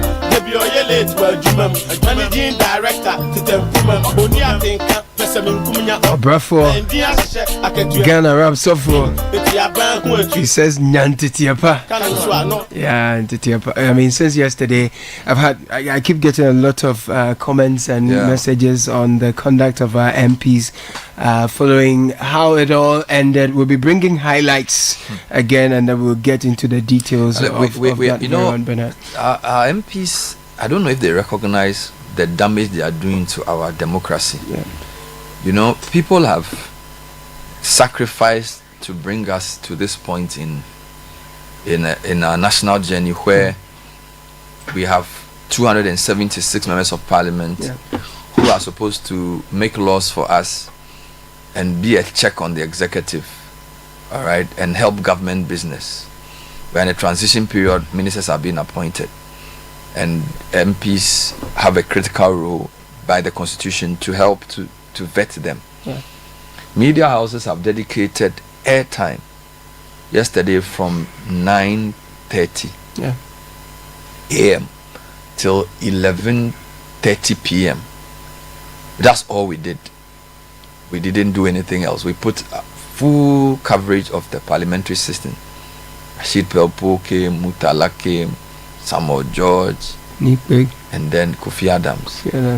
And to think that people who we are paying with taxpayers' money to do a job for us would, and for me, they are basically allowing their politics to basically, they are using the platform we've given them to help better our lives, to play their politics. That's what they are doing.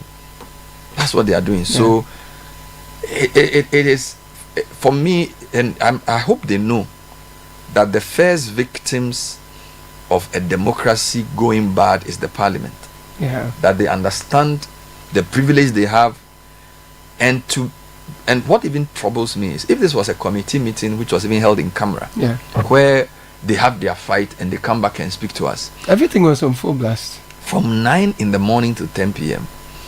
and you were actively destroying state property on live television. The impunity, and to think that we have this same parliament complaining that only 2 days prior, and I mean the succeeding days, one, they were talking about someone who had accompanied a nominee and said some things to another MP that they thought they were going to hurl her because her comments were not respectful to the MP, and then the next day the whole sitting is suspended. You have one person sitting down.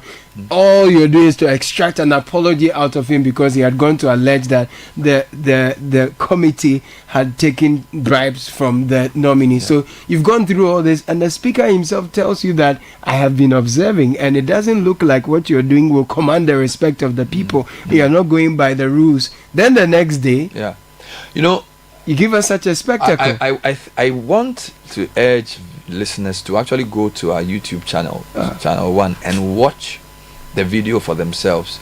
So this essentially was after the vetting of Kofi Adams. So after the vetting of Kofi Adams, the committee members on the majority side wanted to now vet the nominee for health and foreign affairs. So you can see Roxanne Dafia-Mekpot signaling to the clerk to swear him in, and the minority leader and the whip said no, we are tired, you have to close. And then the majority said, well, if you are tired, go home. And they said no, the vetting will not happen. They wouldn't boycott it, but it won't happen. So that was when the confusion began. Then there were literally fisticuffs almost between, so heckling, physical, I don't call it physical, it's more like altercation, and they were actually fighting. They broke the table. Two legs were gone. I'm narrating for people to see what happened, and you can go and watch the video. We have it on our YouTube page, where Hassan Tampuli, MP for Gushehu, and Roxanne Dafia-Mekpot are at each other's throats. It took the intervention of Mahama Mayariga and a couple of other MPs, later the Marshal Dominic Nitiwo, to come and separate them. Then there was another altercation between the MP for Keta, Gakpe, and the MP for New Jabin South, Befi, near fisticuffs as well. Now all this was happening when the chairman of the committee was sitting there. The clerk of parliament was there, cameras everywhere, and then the minority started pulling the table, destroying it, scattering the mics live on television, you know. And you and this is there are so many layers of this. So in a sense, parliament thinks that when somebody comes to parliament, and I'm not here to justify anybody's action, but parliament has created this impression that contempt of parliament can only be conducted by non-parliamentarians, but that's not correct. Now what they did yesterday was contempt of parliament. They were in contempt. You get it? They are in contempt of, and the fact that you are master of your own rules does not mean that you as an MP cannot be held in contempt of your parliament. And I want to urge people, you see, radio is powerful, but sometimes showing what happened is more powerful than telling people. True. The majority now was so embarrassed, he had to actually apologize to the nation. Yeah. It's a I think the whole parliament today should wear black. It's a very dark day for Ghana to have so-called honorable MPs. Now, what prevents leadership from going into conclave to discuss whether to continue vetting or not? I mean, even school kids on a park are able to agree when they are playing a match and they have a disagreement. The two captains can meet the referee and have a meeting. Now, this is what we teach our kids. Now, you have a chairman of a committee who is a deputy speaker. You have majority leader, minority leader, all of them there. And people are shouting across the table. You would have thought they would have said, okay, guys, let's go into camera and discuss. Should we continue vetting or not? But you know why? Because they are not there for us. They are there for politics. They are there for the showmanship. Yeah. So the whole even the Samuel George vetting, a lot of it was hot air. My goodness. You know, imagine if you have your kids watching a vetting of a minister for almost 5 hours, and it's almost like a boxing match between two egos. I was disappointed with both sides on the vetting. Okay. And I think that listeners should let our MPs know how they feel. Maybe you have some highlights of the audios to air. It was so sad. So is this what those who fought for democracy fought for? That people should have the freedom to fight live on TV and can't resolve a simple issue as to whether to continue a vetting or not? Is this what we fought for? Our MPs should be ashamed of themselves. It's embarrassing. They have brought the government into disrepute. They have brought their political parties into disrepute. They've brought Parliament into disrepute. They've brought Ghana. They've disgraced the country. They've disgraced the country by this conduct they've put up. Let's air for the people what they did. Terrible. In some sort of altercation with the current majority chief whip, the Honorable Roxy Gafiameko, trying to separate the majority chief whip and the former Deputy Minister of Transport, who are currently involved in a brawl on the floor at the committee room where the appointments committee have been holding their vetting sessions today. I also see the minority leader being ushered out of the room by some police officers. While that is ongoing, the other members on the committee pulling and pushing the tables over here. It's all chaos here in the house. It's all chaos, all because the members on the minority have refused to continue with the vetting. The Honorable Minta Kando, the nominee for health, is seated in the nominee's chair and was waiting to be sworn in for his vetting, and then hell broke. So that was the chaotic scene. There's another, and we're going to bring you that. So you heard Charles Osukumi, my colleague. He was narrating the incidents of how it all unfolded. Actually, this is what I'm going to do. Those who are watching us on YouTube and social media, we are going to actually share again the video of what happened, right? So you can see it in real time for yourself if you missed it. You know, the wanton destruction of state property. Breaking table, destroying mics. You could actually hear one of the minority people, the minority whip said, "Munyi table, no," or whatever. You know, it is for me. You know, maybe listeners should tell us what they think about the parliament. Yeah. Sometimes MPs need to hear what the people think about what they are doing. 0549-986-996. You can send us a voice note. We are happy to play 0549-986-996. 0549-986-996. It's a troubling development we are seeing from our members of parliament.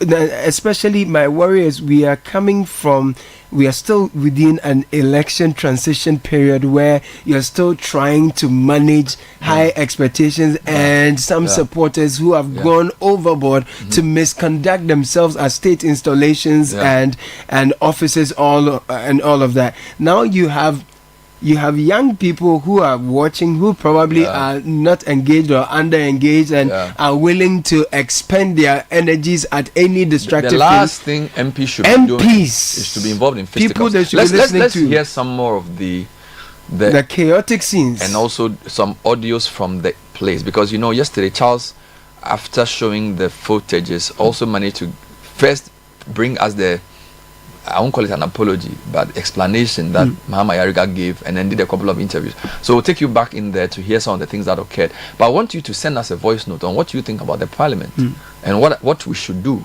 now that this parliament is beginning on such a very sour note. So here are some excerpts.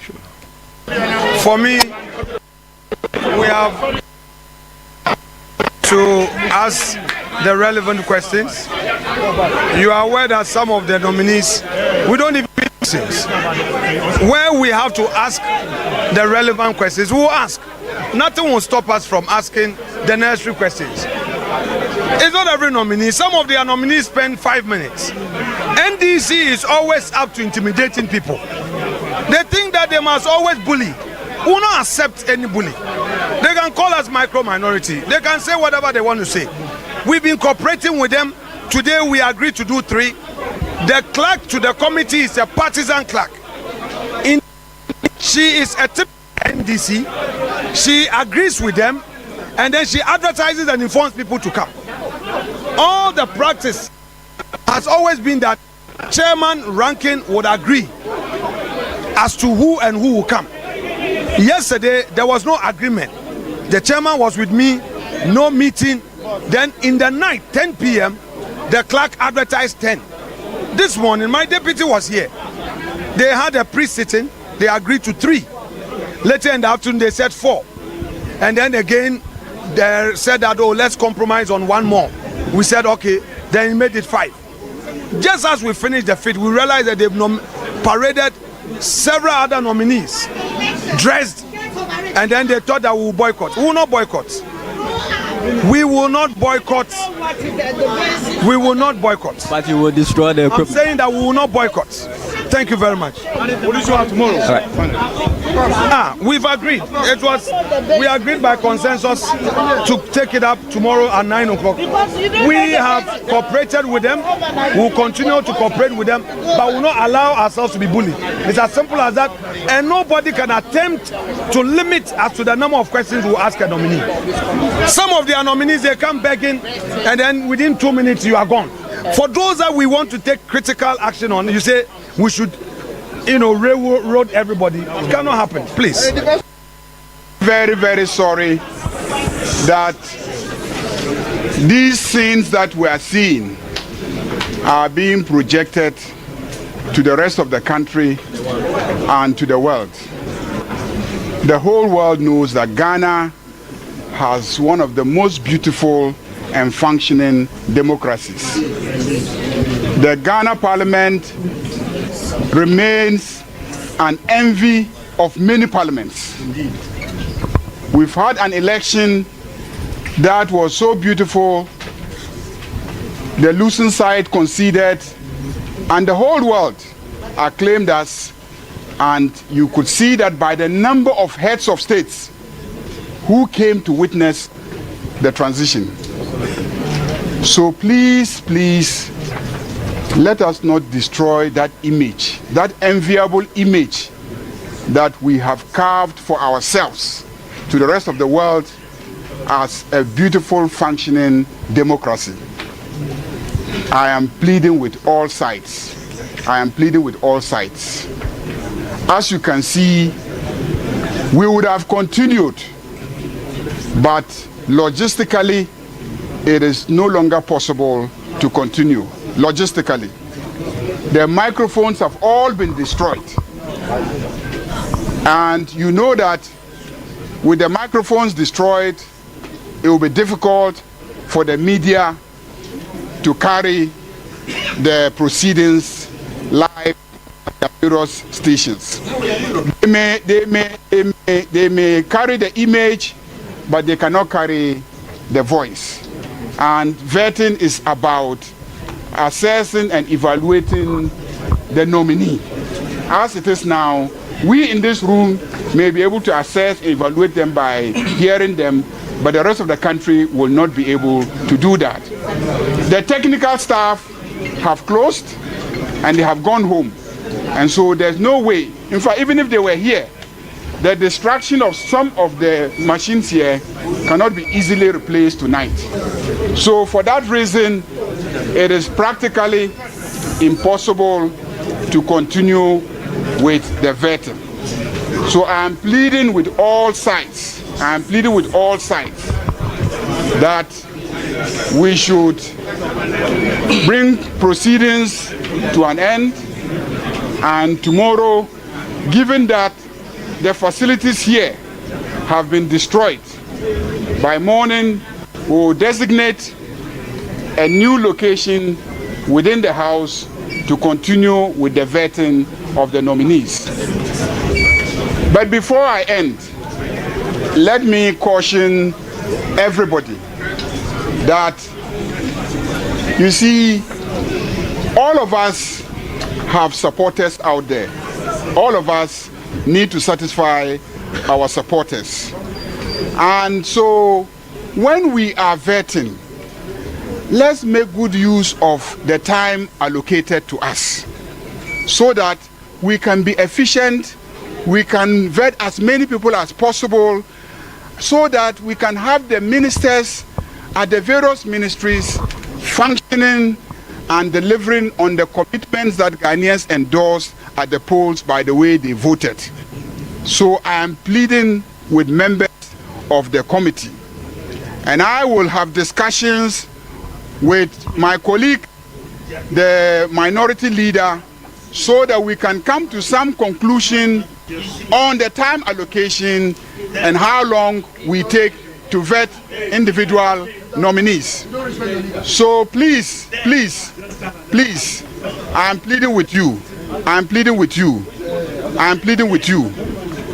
Because what we have done today, we have seriously damaged our reputation as a parliament. Have seriously damaged our reputation as a parliament. To redeem ourselves. But I know that Ghanaians can forgive, and they will forgive us. But going forward, let us be decent when we are doing the vetting. It is not right to spend 3 hours, 4 hours questioning a nominee. It is not right. It provokes a lot of people. I'm not saying we shouldn't ask nominee questions, but let's be moderate in our approach. I can understand the passions and the anger informing the decision to continue, even though today you have done so well. Indeed, today you had scheduled to vet 3 people. You agreed among yourselves and then made it 4. Then you agreed among yourselves and you extended it to 6. Unfortunately, the development now makes it difficult to continue and implement the agreement. So I am pleading with you, bear with us. We are ending proceedings, and tomorrow we'll continue. Meanwhile,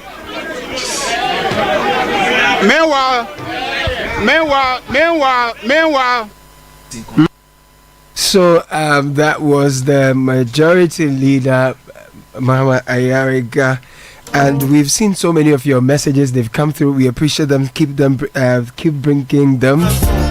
And then your voice notes are coming through as well. If you're yet to join us, 0549-986-996, 0549-986-996. We'll be bringing you your messages. Before then, we have some important announcements for you. Yep, so time check is 8:28. That's I'm here right. with Caleb and Cement. We'll Good be morning. hearing from you shortly. But let's talk about Affinity, an app that makes banking easy with no fees, with people who have big dreams and great business ideas. Affinity is about giving you the right tools to keep your banking simple and to help you grow. So just dial *229# to get the app or check out affinityghana.com. With Affinity, you're not just banking, you're in. Let's talk about Central University with the 2024-25 academic year applications. MSc Accounting, MSc Accounting, MPhil Accounting, MBA in HR Management, Entrepreneurship and Finance, all for 18 months, as well as MAs in Education and Bachelors in Public Health. You can call 0307 020 540 or go to central.edu.gh for further details. Central University, raising transformational leaders through faith, integrity, and excellence. And this Valentine's Day, Africa Regent Hotel presents a truly magical experience of love, luxury, and serenity. It's a one-day staycation, actually 2 nights. A one-night stay for 2 people. A bottle of champagne on arrival, gift of chocolate, complimentary rose petals, dinner buffet, and a whole lot more. Starting at 5,440 cedis. Book by today, 31st January, and enjoy a 10% discount on the full package price. Now call 0302 765 180 to book for Love Beyond Words Valentine Day package. The number again is 0302 765 180 to book your Love Beyond Words Valentine package. We look forward to welcoming you and your loved one for a truly extraordinary experience. And if you are in search of an ideal environment to build a career, here's a chance to learn how real-world education works in Canada. Best Education Services invites you to the applications and admissions open day of 2 of Canada's best universities, Carleton University, located in the capital city of Ottawa, and the University of Guelph in Toronto. It's on the 4th of February at the Accra City Hotel from 6 p.m. to 8 p.m. Now, both universities offer merit-based partial scholarships, paid internships, and part-time jobs, research assistances to help you make money while studying. A-level and IB diploma holders can receive credit toward their degree at Guelph and Carleton. You may call 025-262-22333 and get your award in Canada. Now let me tell you about Shell V-Power. When it comes to unleashing your car's full potential, Shell V-Power is the only fuel that can deliver unbeatable performance. With its advanced cleaning power, Shell V-Power protects your engine from performance robbing deposits, ensuring optimal performance. So why settle for anything less? Fuel up with Shell V-Power and make your engine unbeatable. Shall go well. Zonda Ghana Limited is your one-stop shop for quality trucks, Shantui bulldozers, excavators, graders, payloaders, rollers, power pickups, TX trucks, oil tanks, all made and assembled right here in Ghana. We provide top-notch after-sales service for you as well, for all your heavy and light-duty trucks as well as your machinery needs. 7 branches across the country. Head office located off the Tema Plow Road, close to the Free Zones Enclave in Tema. 050-177-222, 050-177-333. These are the numbers to call. Zonda is built in Ghana and building Ghana. Pay your school and residential fees with Zenith Bank. It's stress-free. Students of KNUST, University of Ghana, UDS, University of Education, Winneba, UMAT, Ola College of Education, Akosombo International School, Ecole, Ronsard, and many others, all their graduates, can visit any Zenith Bank branch nationwide or use the school's designated merchant code to pay school and residential fees for students. But Zenith Bank fee payments are fast and easy, processed in real time. So if you want the full list of schools, visit zenithbank.com.gh. Call Zenith Bank direct on 0302 680 884 or 054 2000 111 for assistance. Zenith Bank, in your best interest. And GRA reminds all persons registered for VAT, NHIL, and Get Fund Levy that your returns for December should be submitted no later than today, Friday 31st January. File your returns today and avoid a payment of penalties. Now, for CST operators, late filing attracts a pecuniary penalty of 2,000 cedis and a further 500 cedis each day the return is not filed. And remember to submit your returns no later than today, Friday 31st January. You may call 055-299-0000. You can also send WhatsApp to that number or info@gra.gov.gh.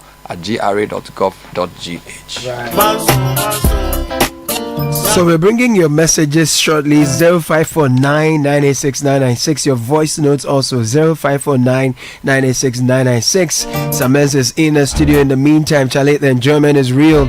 From January to June 2025, Enterprise Insurance is giving you more reasons to smile on the road. Buy or renew your existing motor insurance policy and enjoy amazing rewards, free fuel coupons, and for your car, as well as airtime for your phone. It's that simple. Insure. Naturally, we have over 100 years of trusted experience.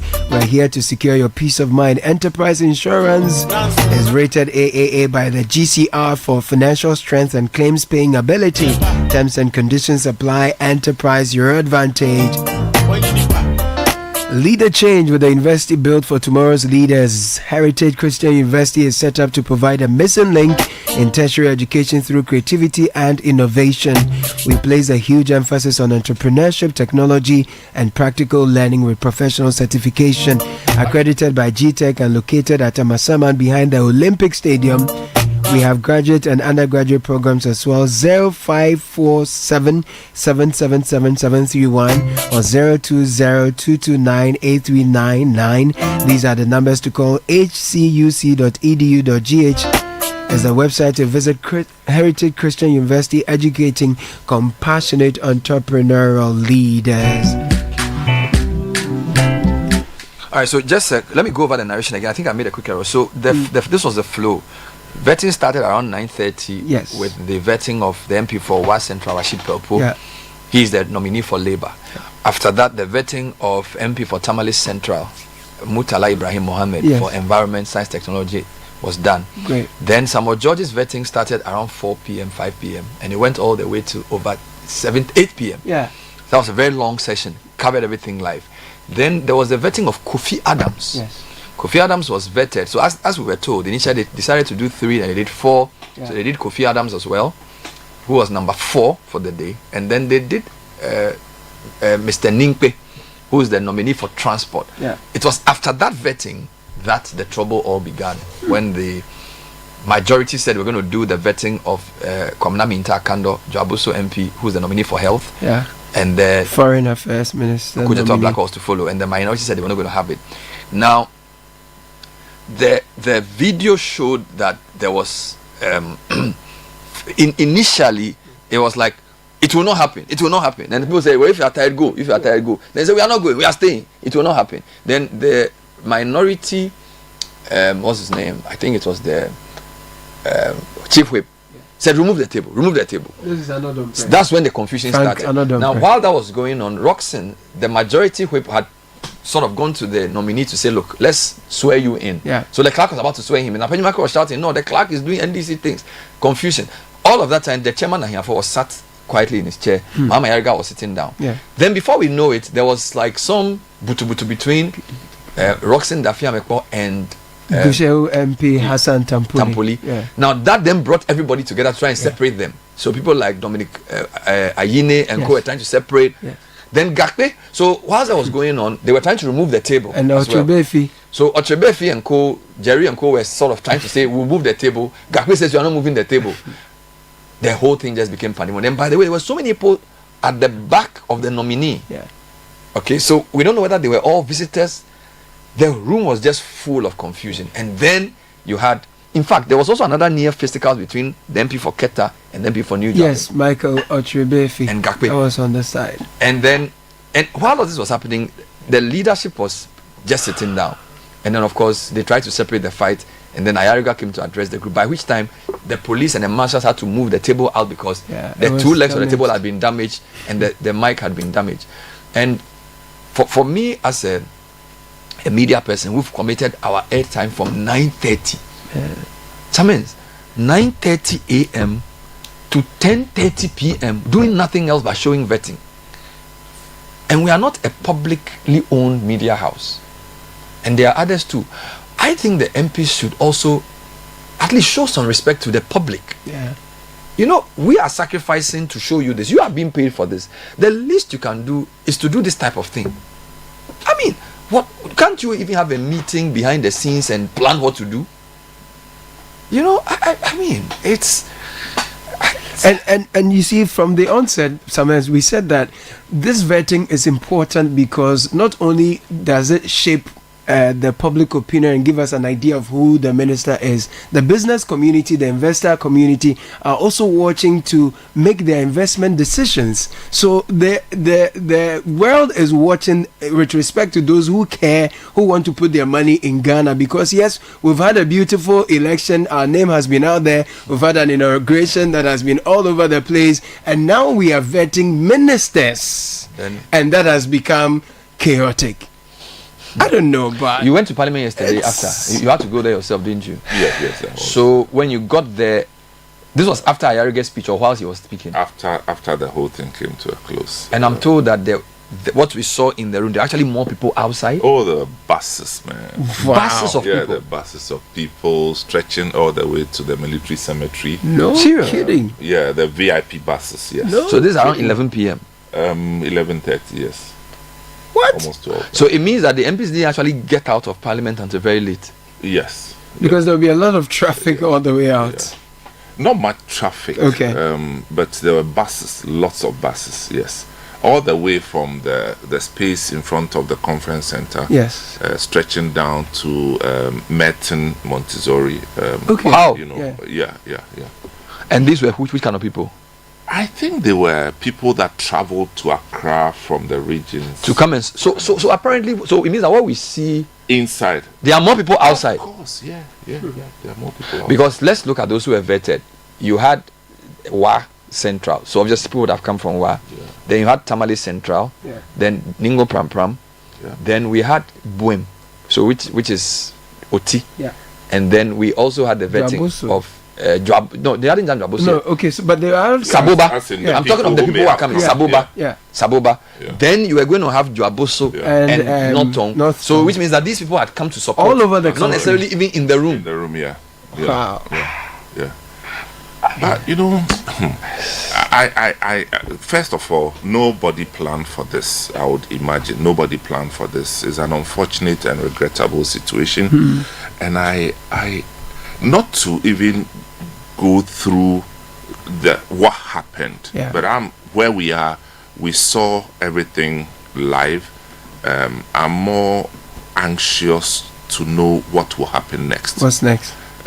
Because for whatever it's worth, there has to be a deliberate committee to investigate what went on. Okay. You understand? We can't let it. Something. There has to be consequences for this. Yes. You know, every reason both sides would give at any point may be justified, except that the point of destroying property. We depart from that. Nobody can justify that. Yeah. And if you are at the highest echelons of lawmaking, and you are doing live television, live social media broadcast, just know that you are being watched by everybody. Now, we did not vote them in to showcase this level of impunity.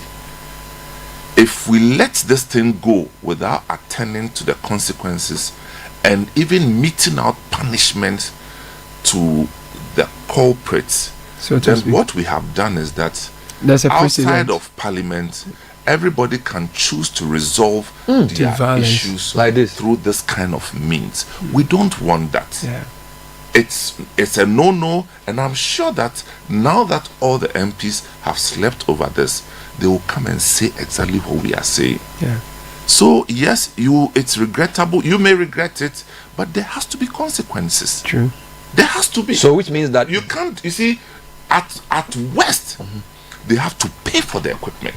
Yeah, at the minimum. Yes, you at the minimum. You can't destroy and say that it's a privilege that you are MP, so you can destroy state property just like that. Live on television. You can't do that. It's something you cannot do. So why I say there should be investigation is, look, we were watching on TV mostly, so there may have been other things that we may have missed. So the investigation, and there are cameras all through everywhere. The investigation will now establish exactly what happened, who did what, And if there's any justification, now at that point, is the loss of the land that will be invoked, right? I was going to ask whether the fact that it happened in the Chamber of Parliament or the presence of Parliament changes the legal test. It should not change because, you see, a crime is a crime.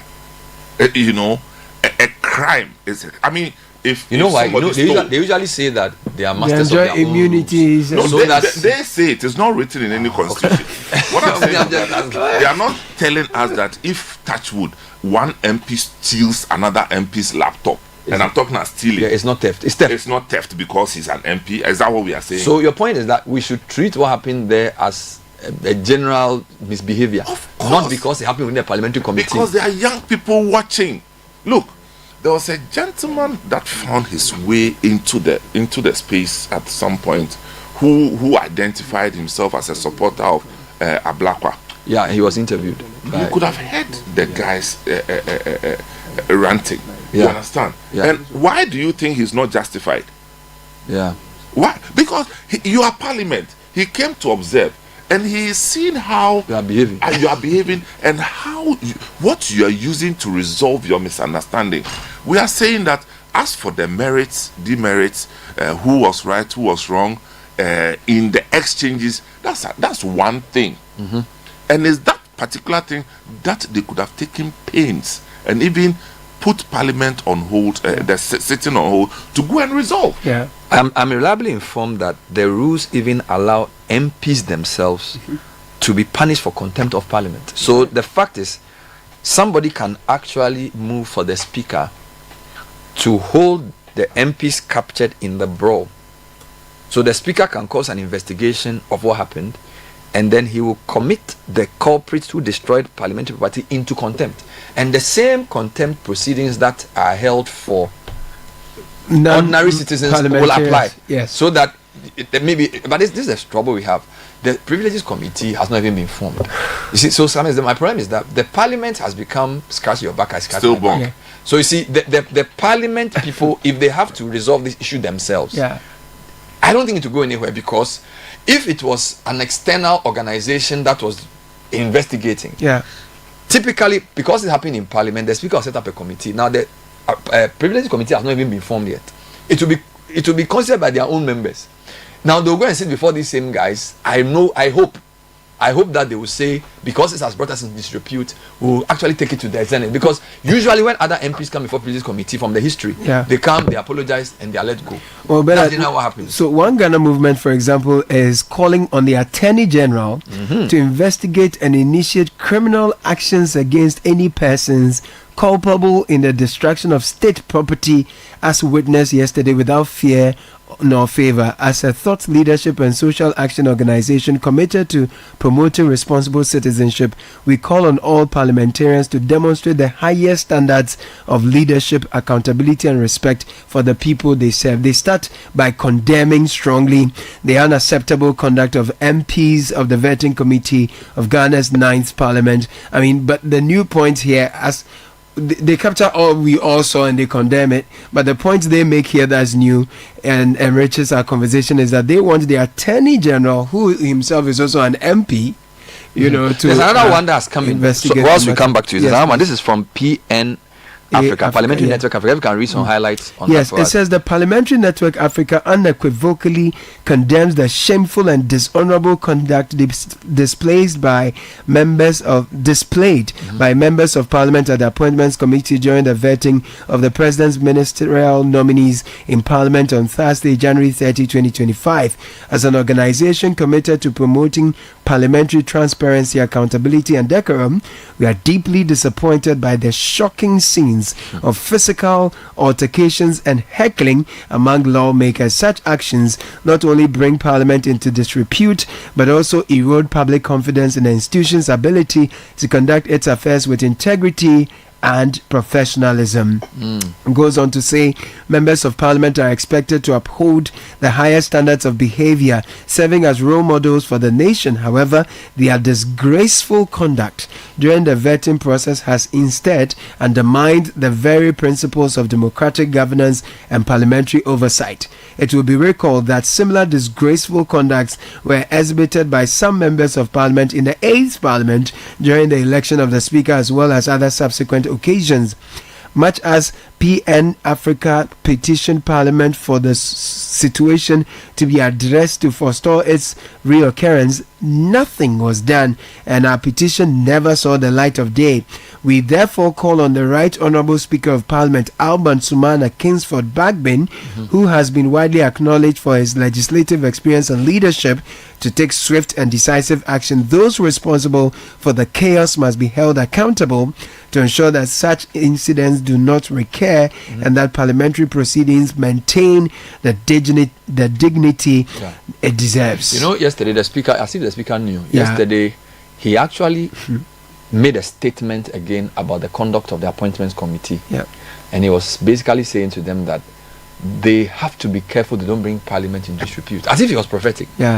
Okay, now I am told that the speaker, even in the absence of a committee, can initiate punishment. So according to what I'm being told, in the absence of a relevant committee, the speaker can look into the matter and then he will make a decision whether he sets up an ad hoc committee or he calls to do an internal investigation. He can take action against these MPs. And he has spoken 2 days ago, and then they did this yesterday. So it's looking like Bernard, you know, I watched this thing closely. You will notice that there were some MPs in the chamber who were equally angry but conducted themselves very, very well. Look at Ahiafo. Charlie. There was Gavin Sagboja too. No, wait, Ahiafo. No, look at the chairman, yes. Look at what the chairman did. He just sat down quietly. He sat down and watched them. He didn't do anything, he just sat down looking at people. And in my mind, I said, is he an old man or a young man? I mean, I don't know him much, but I saw a certain kind of restraint. No, maturity. Maturity, yeah. You understand? And you I know some are blaming his weak leadership for the problem. There's nothing. Some people are blaming him. No, he has not shown weakness. Some people are blaming him. Well, I mean, people have opinions, but what I'm saying is that I don't think that the chairman showed any weakness. The chairman is not a military man, he's not a policeman.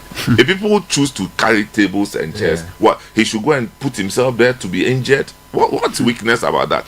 Well, Bernard, we have Dr. Rashid Rahman. Okay, I was going to say something. So you feel like his decision to sit was good because he didn't escalate the problem? At the time when the fight started, he sat and watched them. Yeah. Because what was he supposed to do? He's supposed to superintend over vetting. Yeah. Not fighting. But couldn't he have called? Okay, let me ask you. Couldn't he have called leadership to caucus when they got into that site? He would have said, "No, hang on." Yeah. At this point, we wouldn't know. Okay. If he did, we know that they tried doing a lot of things. You understand? But everybody wanted to have their way. But that's normal with Parliament, and that's why we say that where we depart from is the distraction. Where they started doing the fighting, and now deliberately removing the equipment instigated by the minority chief whip. How do you even know? But what I'm saying is that even if the minority chief whip told you, let's remove them, and you decided not to do it, you understand? But you are doing it so that tomorrow, as today, you come and there'll be new equipment, and then you start using them and nothing will happen to you. Let's talk to Dr. Rashid Rahman from the Parliamentary Network. Yes. Doc, thanks for joining us. Good morning. Good morning, Bernard. You are my associate, but you always get the name of my center what's it called? African Center for Parliamentary Affairs. African Center for Parliamentary Affairs. Sorry, I had a long night. The MPs, we didn't sleep early. Forgive me. I don't know if... Did you actually watch it? Because did you watch it live or you sort of watched it afterwards? No, in fact, I didn't. I came back from abroad and I was listening on radio. Then I was actually on Citi, and then after Sam George and then the transport minister designate, I dozed off, and then I got a call. Are you watching TV? I said, what's going on? They said, there's a brawl in Parliament. And then that was when I got up. Of course, I just continued listening on radio. Which means that you missed the drama because... Yes, indeed, I missed it. So I only saw it after the fact. So what do you make of what you saw? Bernard, I saw that, this was coming. My biggest disappointment, honestly, is the destruction of property. In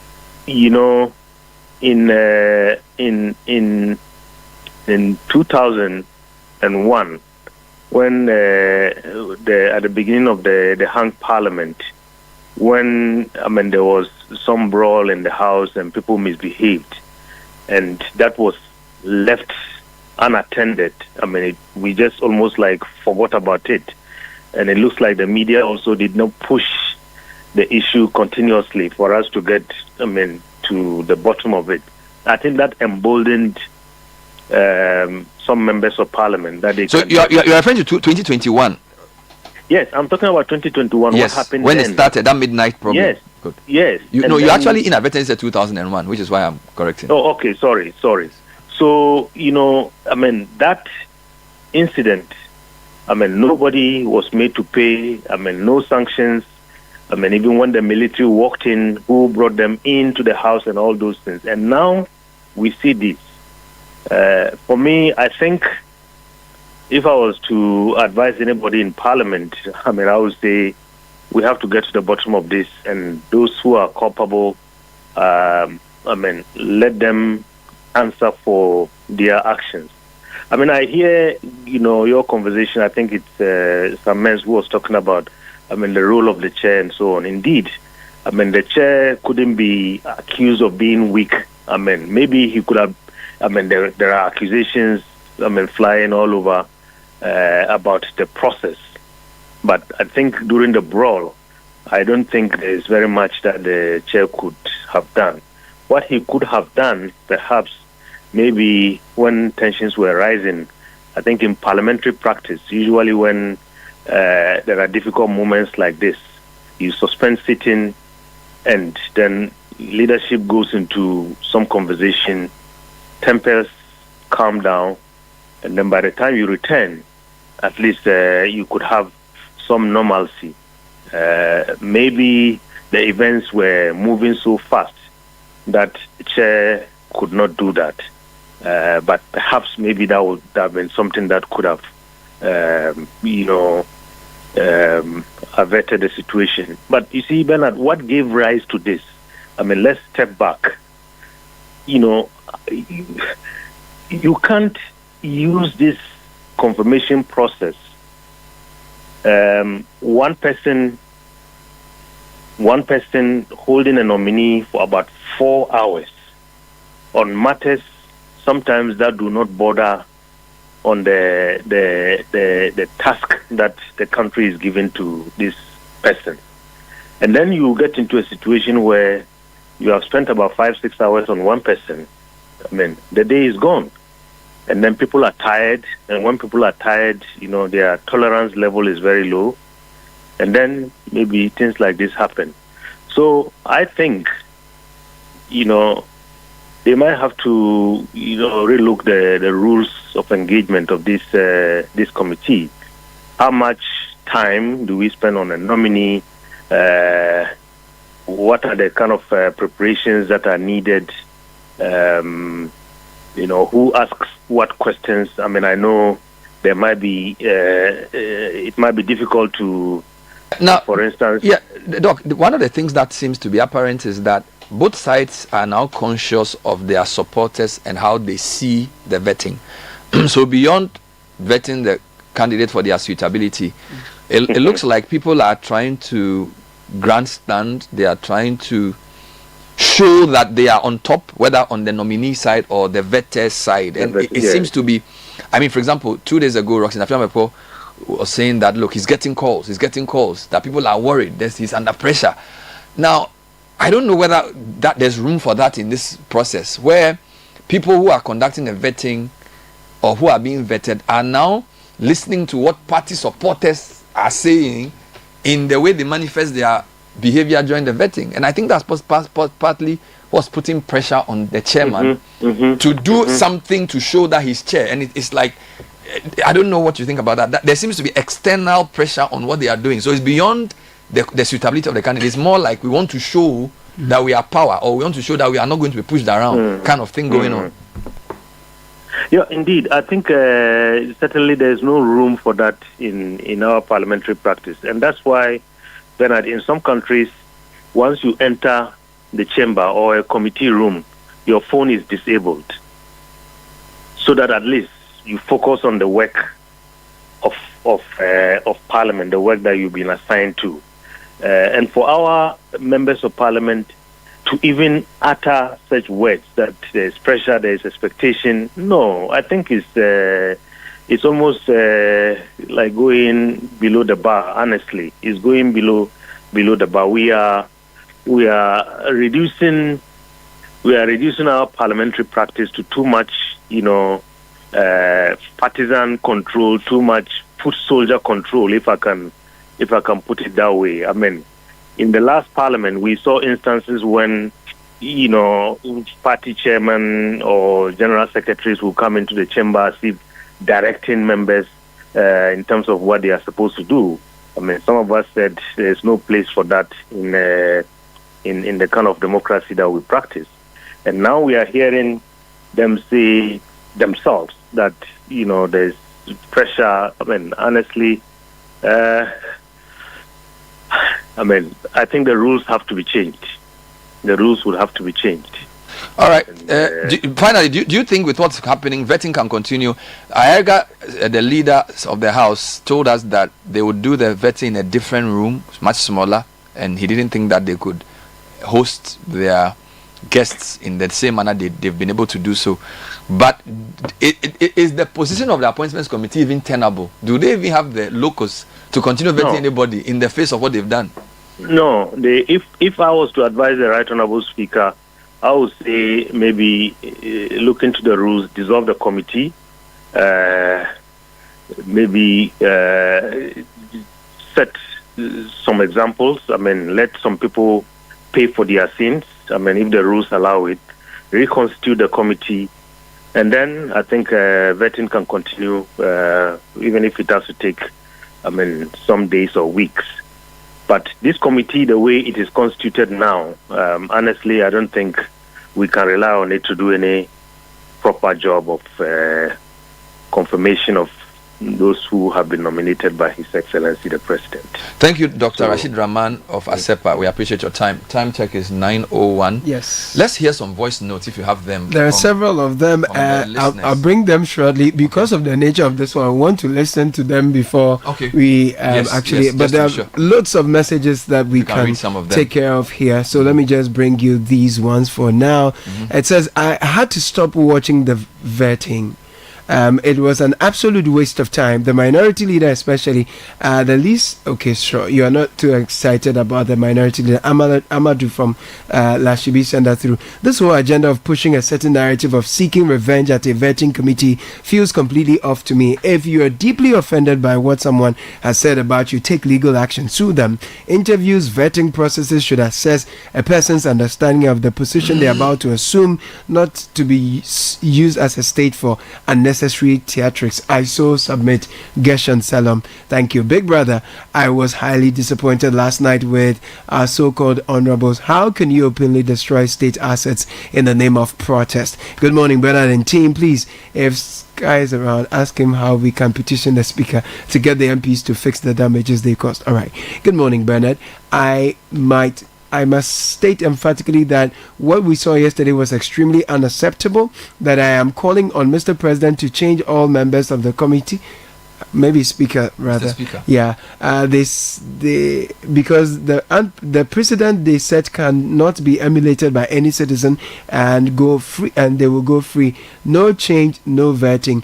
or I will go to the Supreme Court and put an injunction on the vetting process. People vetting ministers of state with this behavior, it's a big no. If Vomawo can be invited for Facebook post, then Ghanaians should be the judge. Good morning, Bernard. Please, let's see if we can use your platform to push this agenda. Since all the members of the appointment committee can be identified, how about suggesting that they be surcharged with the cost of replacing the items they had willfully No, the video is clear. destroyed? So for me, I think this is not very difficult to do at all. I don't even think we should be doing it.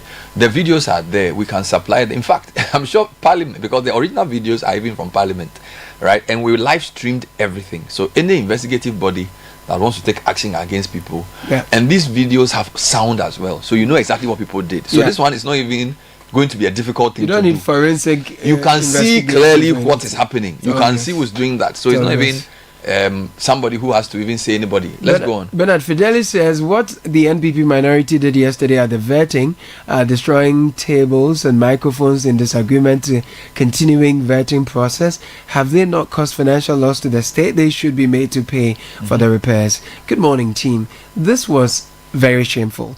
I think this minority wants to be disruptive. Minority leader clearly disrespecting everyone, and his followers are doing same. I do not know why. This was a pure display of ignorance from parliamentarians, people who are supposed to understand how the law works. It's so disappointing to watch that live on television. Aside that, the line of questioning does not really rally. Okay. With what the minister are supposed to do. What does that say about the alleged bribery scandal ongoing in the House, our country? Okay. Those MPs who are seen destroying gadgets must be made to replace them, or monies deducted from their salaries. Shame on them, Frank says. I am angry to be paying the salaries of these MPs. And from Spintex is not happy. Please, can these parliamentarians not be sacked? Ghana has been thoroughly disgraced and embarrassed. Nancy at Greta. Right. Good morning, CBS. Final one. An individual is currently serving a 5-year sentence for windshield damage of their cars. This is the MPs. But they will be walking free despite acts of vandalism and property destruction against Ghanaian citizens. So I think let's summarize. I think everybody is clear that somehow some action needs to be taken. Samens has said it, Dr. Rashid Ramani has said it. Now, Doc has also proposed that the work of the committee be brought to a halt for some proper action to be taken for them to redeem their image in the eyes of Ghanaians. Because even before what happened yesterday, a lot of people were not happy with the way the vetting was going. And it's funny, this week I interviewed both the majority leader and the minority leader. And I asked them both about the way the appointments committee is doing its job and what the public thinks. Okay. And listening to Mahama Yariga yesterday, you can tell he was disappointed. And he was giving some sort of quasi, I won't call it apology, but you could tell that he knows that what happened was wrong. Okay. So that's there. The question therefore becomes, what happens today? Yeah. Will they, because there's also pressure that the people be vetted so that they do their work. Yeah. Chiefs came from different parts of the country. You say you saw almost 8 buses. And some of them are probably still in Accra waiting to be vetted. Yeah. Can we put the business of parliament on hold whilst this, or can we say should these same people be vetting these guys while we are also asking for action taken against them? Or we should change them for we can also change them. You see, the appointment committee itself, there are 11 of them. Yes, the committee proper. The committee proper. Yeah.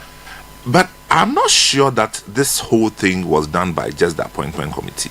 You understand? A lot of MPs were there who are not properly members of the appointment committee. They're friends of the committee. Yeah. So you can have action against them while the committee itself does its work. Yeah, the committee should do their work. Actually, like you said, people were doing that thing. Most of them are not being committee members. The committee itself is an establishment of our laws. Yeah. You don't upstage one side of the law and allow criminal activity to go on and then uphold another for your own convenience. What we are saying is that do your work as committee members. But when people destroy state property, there's a law that takes care of that. Bernard, I on a personal note, there are some things about the way Sam George responded to some of the questions. I just thought he over elaborated and called for more, for himself. More, yeah. But I think that next to Emiliata, Sam George was very clinical with the professional issues. On the issues around his sector. It was a delight to watch. That's what I'm saying. It was a delight to watch. It has been overshadowed by this thing. Yes. Can you imagine? We should be discussing his proposals. Look at the way he dealt with this MTN thing. Yeah, oh my God. SMP matters. Yes. Yeah. I mean, when people decide to punish a company for doing well in this same country, I thought I was the only person who noticed what you're saying, that if you distill and take away all the issues about the non-telco issues. On the telco issues, he was very quick. He was from fintech, cyber security. I mean, I watched with admiration how he dealt with the professional issues, ones. Yes. Cyber security, fintech issues, internet, cost of data. The other ones, and again, it's a political space, so you can understand. It's a political space. I mean, you have people say, "Oh, you don't have to ask such questions." No, they have to also ask. It's important. You have to ask because you see, you are doing an assessment of temperament, everything, tenacity, emotional intelligence, everything. You understand? So it's just part of it, unless we go and change the rules of the game. But sometimes I found that some of the materials that were brought in to be quizzed and all of that, in fact, until they were brought in there, some of us had not seen them, and some scandalized me. And I thought that a few examples were okay, knowing that if you wanted to test his position on whether or not he apologizes, he will withdraw, you had seen that consistently this is the position he had taken. So to compound it and bring more, and the only reason why we couldn't get much more is because they had technical issues. I feel let me deal with that for you. Let me deal with that. So I get your point. So you're saying that in trying to make a point, the minority leader probably worsened the situation for those who may have been affected by what Samuel George said. I think on that both of them were doing politics. Right, so which is why I say those who say that the chair could have intervened earlier may have had a point. But you see, hindsight is easy. Nobody knew how long this was going to go. True. Do you understand? So I'm sure everybody was like, does he have another video? So he got to a point and said, So then he got to the point and said, look, sir, you have 3 questions to go. So maybe the chair too, and even then he protested. And by the way, they've said before that Muntaka, he had lots of time to do what he did. So the ranking member has unlimited time. That is the rule. Legitimately, yes. That is the rule. So I also think that the scheduling, to schedule 8 people initially or 6 people, whatever, knowing the length of time the vetting takes, this is what it is. The governance of the vetting committee, the chairman and the ranking membership need to get their act together. Look, you can have a lot of arguments behind the scenes, but when you come on the scene, you are coming to show us the best of Ghana. Don't do this. But Jerry Ameshaib is the Member of Parliament for Weija Gbawe, and he's a Deputy Whip. He joins us on the phone. Jerry, good morning. Jerry, good morning. Good morning, Mr. Ablet. Thanks for joining us. So, before I ask any question, do you have anything to say to the public after the disgraceful scenes we saw yesterday on the floor? Oh, yes. I first of all think that yesterday was a sad day. The incident that occurred on the floor was unfortunate, and it was despicable and unparliamentary. And therefore, there's the need for each and every person who was present to feel bad about the situation, as I feel this morning. In fact, not just this morning, just after yesterday. And to apologize to the good people of Ghana that it was an incident that was not planned in any way or form. I think that there was lack of consensus at a certain point, and all of those that we saw yesterday emerged. And I would say on my part that I am sorry. I'm sure any other person who was involved should be sorry. And I do not know if I have the capacity to speak for my caucus, but I am sure that is not, we don't feel too good that happened. So this is a personal apology you are rendering to who? Oh, to the Ghanaian people. I mean, obviously we've been sent into Parliament to go and represent people. So first of all, to my constituents and to the Ghanaian people. I mean, so that is really what it is. Now, what was the minority trying to do Because the video we saw and the narration. So can I take you to just while you hold on to the video? Okay. What were you trying? I mean, so that at least we are all very, very well vexed on the issues, and then the narration can go properly. So, as usual, there is the need to form committees before some of these very important issues, including vetting, are carried out. There is also the need to have publication of names of nominees for at least 2 weeks before these vettings are carried out. What we did as the minority and what we have done throughout the period is to waive all of this just for the purposes of having government formed as soon as practicable. So what you would see normally is subject matter experts who get to sit on the committee apart from the appointments committee members.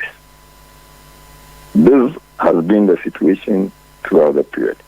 Every step of the way, when there is a parliamentary proceeding, we have what we call a conclave, where you have either the speaker, first deputy or second deputy go into some sort of a conference with the leadership, and they agree on the day's proceedings before they get into the chamber or any other place, including the committee's room. Yesterday's conclave agreed that we're going to do not more than 4. In fact, the original numbers we agreed on was 3. And that I know that there had been a communication listing about 8 people. But conclave had agreed that we were going to do either 3 or 4. And so we started, and those who were listed originally were Honorable Dr. Rashid Pelpo for Employment, Honorable Murtala Mohammed for Environment, Honorable Sam George for Communications. At the point, members quietly, although reluctantly, agreed to do Honorable Kofi Adams. And this was to the effect that he was apparently supposed to have appeared the day before, and just because of the fact that vetting didn't happen the day before, and that he counts, most of the people that had come to support him had come from a place which is far, that is Oti. That consideration was made. Then as you and I saw that Honorable Kofi Adams did not even stay in the seat for an hour. And this is the Ministry of Sports that is also bewildered with few issues or some issues. So therefore, people would have loved to probe into some matters that they think that the Ghanaian people would want to know about. We finished all of this, and it was 9:58 p.m. At 9:58 p.m., we saw that they had brought in my very, very good friend, Honorable Akando. And that is the Ministry of Health, a very critical cabinet portfolio, which has very critical agencies underneath, including the National Health Insurance Authority, including the Ghana Health Services, including the National Ambulance Service, and what have you. So there was some stalemate that we had agreed at conclave we were going to do these numbers. Besides everything, we are human as you are. We are tired. It is a critical position. Let us just have a consensus and come the next day. Because the Ghanaian people who voted for us are watching us. And therefore, wouldn't be the right thing to do and just to have them swept through the process. So let's take our time and come back this day. But this was how it started. When it started, the chairman and the majority side insisted on going on. We also had instructions from our side that it cannot go on. We needed to build a consensus so if they could go back into conclave and even agree. Because thereabout, we also saw that then the minister designate for foreign affairs, very, very, very critical position, diplomatic status, had also walked in and also was preparing to be vetted. When at that point, it was around 10-12 when we were still talking about Honorable Akanto. So what we did was to then, to some extent, frustrate the process. And how did we do so? So 2-3 people also put on their microphones so that the chair would not go ahead with the process or the proceedings. And this was what happened. Then we saw people hitting and banging on tables and people doing all manner of things from the other side. So what further instructions we had was to stand and not get to anyone near, just stand as a form of protest. And that was what we did. When we decided to stand, I walked to Honorable Akando as a good friend to virtually let him understand that, you know, I just think that you should try and see how best you can also talk to my leader. Because I think that he's been magnanimous with most of these things. For all you know, although we are tired, he may want to go. But we are tired. But after at the point, all I had was to sneak in and had a coffee Brokma and granite. And besides that, even at the time we had to go on a break, it wasn't a break properly so-called. We had to dash into the chamber to now move a motion for approval of Honorable Omanibu Ama as Minister of Defense. When motions are moved, you also get support from other members virtually to say that, okay, we are in support of this motion. And then let me also make this clear. At all times material, all the nominees who had been vetted and had come and had the report presented on the floor of Parliament, all of them had an approval which was by consensus. So that tells you that this is the way we had agreed to do things, and this was how far. Fine. So far you've explained for almost 5 minutes what happened, and we also saw it with our eyes. Now I am not in a position to decide whether it was 7 or 8 or 6 people who were to be vetted. So that one, the two of you can resolve it. But what we saw after the point of saying you were standing, so you said you were tired, the majority said they will go on, and then you people stood up. I heard in a video the minority chief whip, announcement press say, let's move the table. Yeah. So that was when the confusion at least from what I saw, started. So I noticed that some of the people from your side started pulling the table, and then you even got into the middle to use your strength to push the table away so that the table that your side sat on could not hold. And that went on for like 2 minutes until let me also describe what I saw, then you correct me. Let me describe it. So then as you guys started pulling and pushing, then of course the cables got destroyed, the mics got destroyed, and then the marshals had to then come and carry the table because the two legs of the table had gone off. And in fact, whilst all that was going on, some of you had put the chairs that you were sitting on the table. Okay, so your narration didn't capture that. So at what point is what I am saying happened? So if you had a bit, I would have captured that. I was getting there.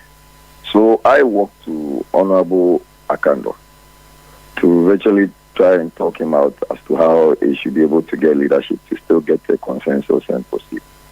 While standing with Honorable Akando, I don't know if you cited the video. I saw, I didn't even know they were the people until I saw the video this morning, that Honorable Charles Afedun Ketia and Edem Agbana had pulled me into the gallery.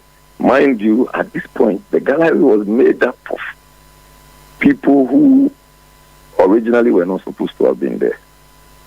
And they handled me. So what I did was to walk, because then I had seen an altercation between two very good friends who were both on different sides.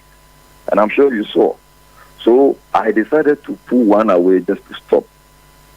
Fortunately, Honorable Mahama Ayariga got him. He was able to help to quench the fire right there. And when that happened, and let me take this opportunity, and please pardon me, to as it were, let people understand that he's shown a lot of leadership. He's been very calm, he's been very careful, he's not been the offensive leader, and the fact that he's an NDC person and he's still the majority, he's the leader of the house, I so respect him for that intervention. So when he came in, he tried to get people to stop, to pipe down. I was in the middle of two tables. If you watch the video, you would see almost 4 NDC men, including 3 members of parliament, were pushing the table at me to squeeze me in the middle, to cause me injury.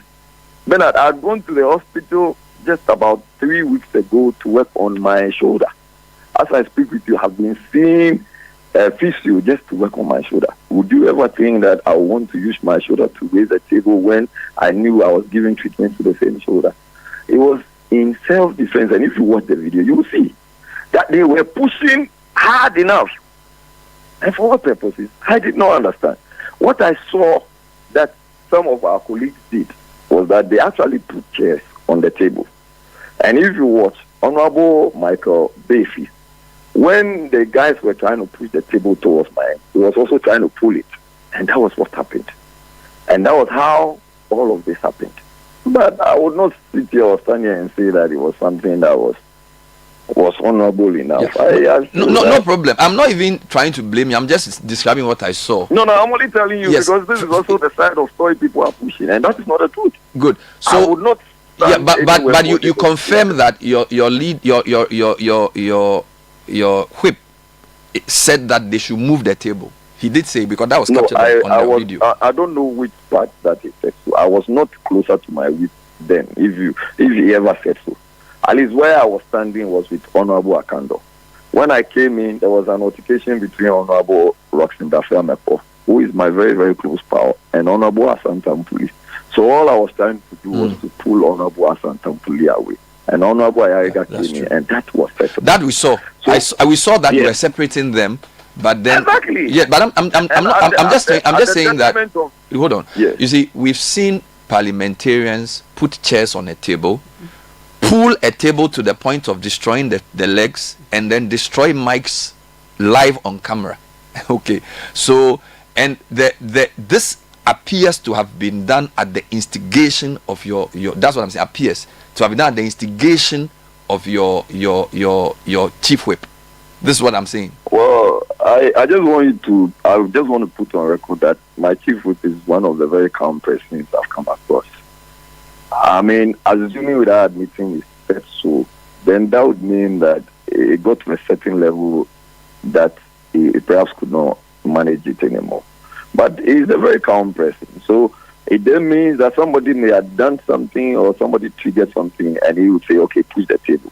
But even if anybody said push the table, let us also find it in the right context. I don't think that anybody would say push the table to break the table. Maybe just push the table to disrupt proceedings. And with all due respect, it may not be the best of proceedings, but you sometimes do this just to get the attention of the majority so that you can go back into conclave and have a discussion. And that is not for me to say. So Jerry, yes. To the point where the majority wanted to continue and the minority did not want to continue. I mean, from what you are saying, the minority then decided that you were going to disrupt the process. Couldn't you have said, let's go into conclave? You get me? Because Bernard, I mean, I've just indicated that it was done more than 3 times, and that is the reason why I said, let me take this opportunity to say a big thank you to Honorable Mahama Ayariga. He did so. He showed leadership. He gave us something which we should all learn from. Something very exemplary. That it would not always be necessary to have physical exchanges. That should be the very, very, very, very last consideration. When he came in, what he did was pipe down, guys, pipe down. Even when he said so, his people were still threatening to go ahead. I saw a member of parliament who was threatening to break another member of parliament. I saw. But when Honorable Ayariga came in, he did something very different. We had asked for conclave more than 3 times.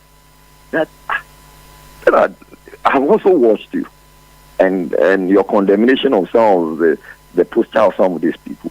Look, we are sending people to Ministry of Health, the Ministry of Foreign Affairs, and we are saying that they should be vetted around 10:30, 11, when we are sat for close to 12 hours and more already. Finally, some people are asking for the MPs seen in the footage to be hauled before either the Privileges Committee or the Speaker should sanction them, because you are people who are saying some people have disrespected you and therefore should be held in contempt of Parliament. And yet you are also in contempt collectively, at least as a committee, in basically misconducting yourself in public, setting a bad example, and that those who were involved in distraction of property should be held in contempt, and the same sanctions that you prescribe for non-MPs every time that they do something you consider contemptuous should be applied to you guys. What do you say to that? Well, that is asking me to be a judge in my own court. I especially think that, that is up to the speaker and leadership to consider all of this and to deal with it the way it has to be dealt with, that this will not reoccur. I think that it wasn't, like I told you, it wasn't a good thing. It was unfortunate, and there's always the need for us to move ahead. I've also had the opportunity of reading books, including Herbert Gans's book on positive functions of conflict. And what sometimes, I'm not saying conflict is good as a whole, but what sometimes conflict does, it also helps you to bring, to breed consensus. It also helps you to know that this is my weak point next time.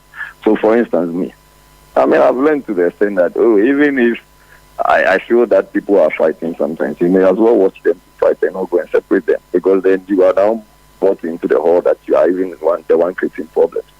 So you may rather move away and watch people to fight. You understand? If anybody should watch the videos critically, you would see.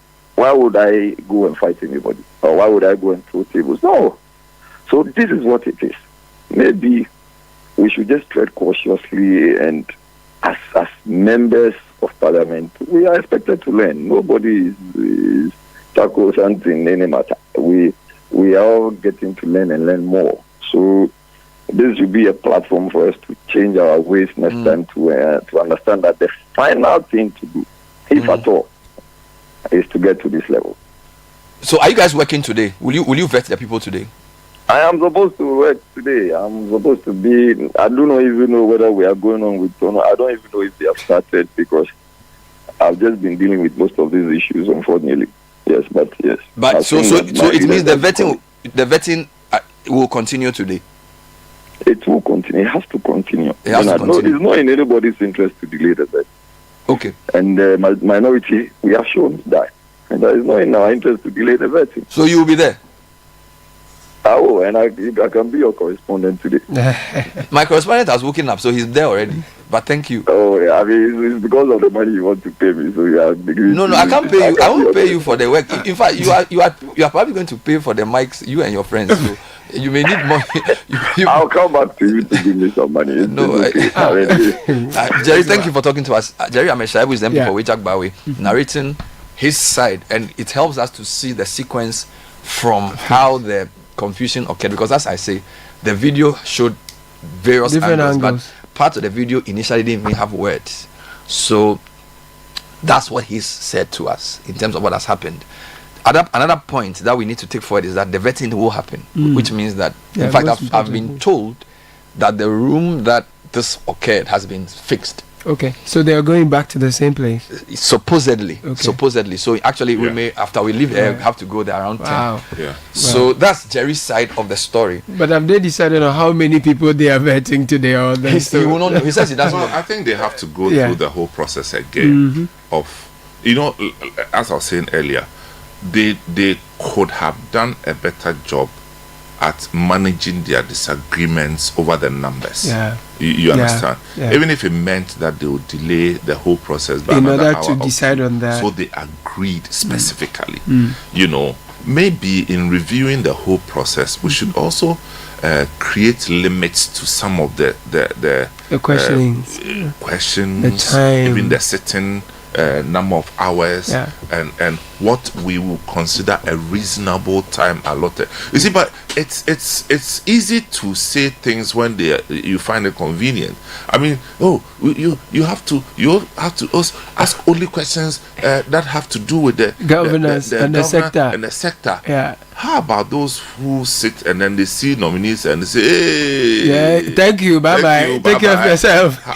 Charlie, my agreement. This is the thing. The leadership of the committee should take responsibility for what happened. Yeah, they have the rules that they have to apply. Yeah. So I'm not here to blame Mr. Ahia for anything, but I seriously think he needs to assert himself in how he manages the committee. Because sometimes, if I'm in a meeting with you and you are chairing and I'm your vice chair and Richard Sky is your ranking member, and the meeting gets disrupted, you will be blamed eventually. So it is his committee, and I know that I'm not saying he should be a dictator. Leadership has to find a way to work for the interest of the public. Bring order. Ayariga is a reasonable person, from what even Jerry is saying. Okay, the chair of he needs to get a grip on the people he's working with and fight. Look, a lot of times Patrick Boma will say they should go into conclave. You see, there's a place for that. What I'm saying is that you are people who are accorded all these courtesies because you are supposed to represent something to us. If you can't use the privilege of conclave to even resolve your issues, and you have to destroy property and fight in this disgraceful way, you are not showing leadership. Okay, and I'm saying that it always comes to the leader. Mr. Bagbin has made point to them. He keeps telling them that you guys be careful. So from his point as speaker, he's speaking to them. So the committee needs to get a grip on itself. And I think Mahama Yariga and what's the name?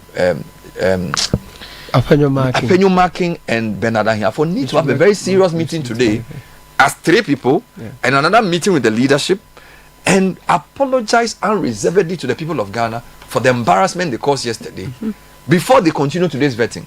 They have to do that. I see that.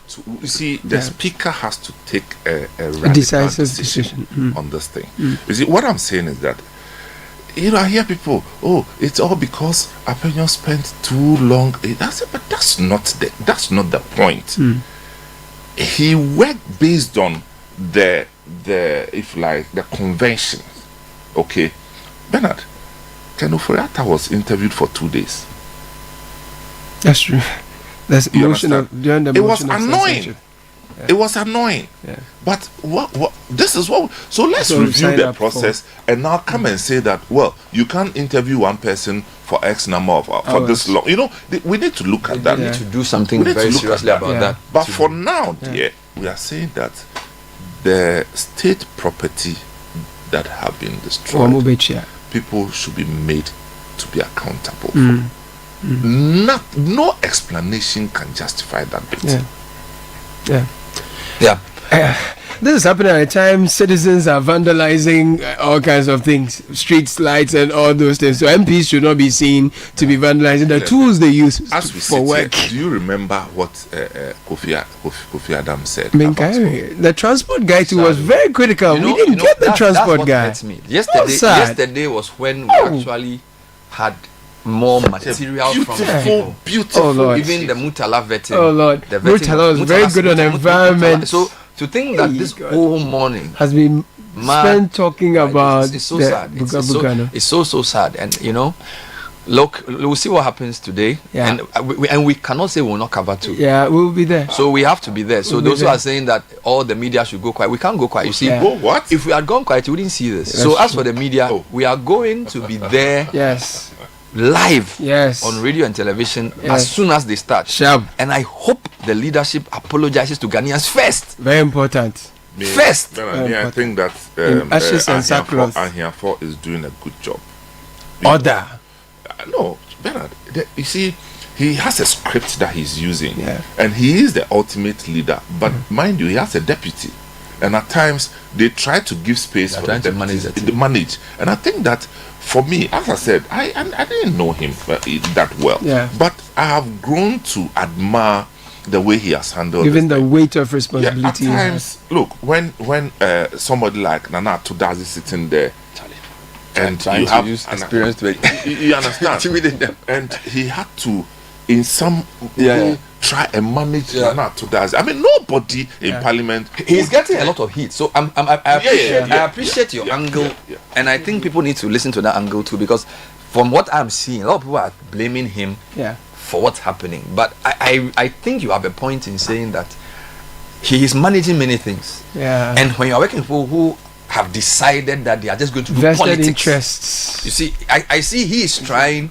to get the vetting to go through, knowing that both sides are playing politics. And even though he's from the NDC, I think he's trying to chair the thing objectively. And then the NDC people too will be saying, he's not allowing, because he has said that they're not having their way. Oh, Charlie. You know, they even have videos of Joe Wise, not Charlie, just tweeting to. I don't want to be in Ahiafo shoes. So Ahiafo, but this is the challenge of leadership, all right? So he will learn and today do a better job. Improve. But it needs to start with an admission that they've not done a good job so Very far. important. Oh yeah. Okay, Very then important. we can work our way from there. Right. And then the speaker too has to take action on. But we'll take a quick break. When we are back, there's a school that is 100 years old in this Ghana. Hey. Yes, it's the 4th oldest school in Ghana. Bernard, can you guess? Accra High. No. Accra High is 3. Addis Adel. No. Wait, no, what year are we in? O'Reilly. You understand? Correct for 3 points. Are you serious? Correct for 3. Swesco, you have won the exercise and last quiz. Wait. Swesco has 1%. O'Reilly is the 4th oldest school in Ghana. We are 100 years this year. Are you serious? Yes, we are. So we're having a conversation. 1925. Reverend Festus Ezekiel O'Reilly. How many 1925. Yeah, 100 years. Are you older than Accra High? Accra High is older than O'Reilly. I think by 4 years or 2 Accra years. High turned 100, I think. 2 or 3 years ago. Yeah. You are 100. 100. But Bernard, go and see the school. It's like the state of the vetting committee. The way. We take a break. This is the Citi Breakfast Show, the city's biggest conversation. Protect yourself from germs and bacteria with confidence. Cleanse hand soap effectively kills 99.9% of germs with every use. Perfect for all your hand washing moments throughout the day. Available in a variety of variants and delightful flavors. Choose Cleanse for yourself, your family, and friends. Make Cleanse your daily essential. The GC brand. It's all about you. This advert is FDA approved. Are you looking for an institution of higher learning to unlock your potentials? Look no further than Valley View University, Ghana's premier chartered private university. Valley View University offers undergraduate and postgraduate degree programs in the following areas: business administration, education, computer science, agriculture science, business, information technology, nursing, midwifery and mental health, and development studies. Join a community that shapes character and provides excellent education. Apply now by visiting www.admissions.vvu.edu.gh for an enriching educational experience. For enquiries, kindly call 050-970-3052 or 030-7011-846. Valley View University, excellence, integrity, and service. Ghana Post. Ghana Post. The most affordable delivery option for food and merchandise from Ghana to everywhere in the world. Connect with us today and see for yourself. Ghana Post. Smart, secure deliveries.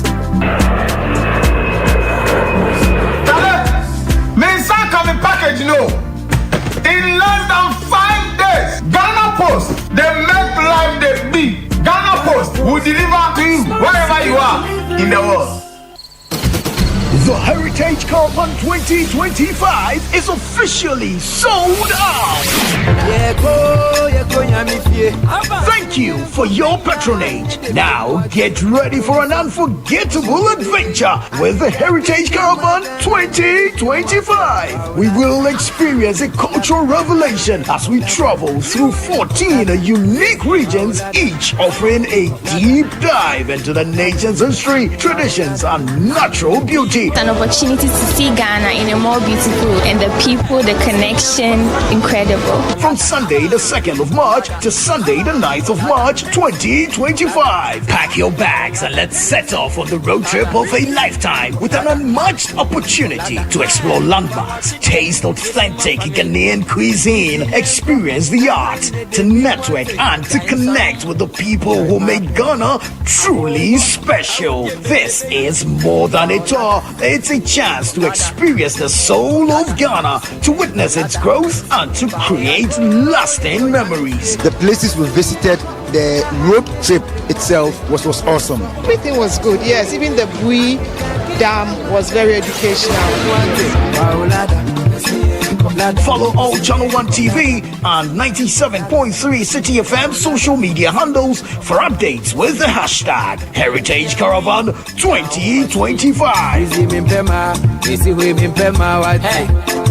The Heritage Caravan 2025 is powered by Channel 1 TV in partnership with the Ghana Tourism Authority with support from 97.3 Citi FM and proudly sponsored by the National Lottery Authority, Hollard Insurance and Omni Basic Bank. Terms and conditions apply.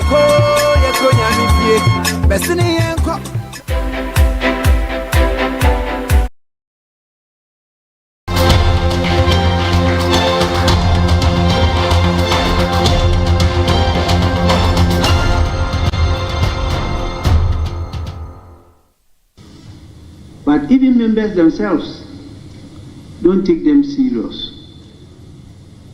I think we need to. But before we ask for our pound of flesh, respect is earned. Please. Appointments Committee. We have crafted rules of how Appointments Committee should conduct the business of public hearing. That is the term used, public hearing of nominees of the presidents. I'm not too sure there's reference to those rules in what I am witnessing myself. And I've received so many complaints from observers in Ghana and outside Ghana. This is an opportunity for me to draw your attention to it. That please, respect is earned. How we behave or misbehave will determine how the people will behave towards us or misbehave towards us. Welcome back. This is the point of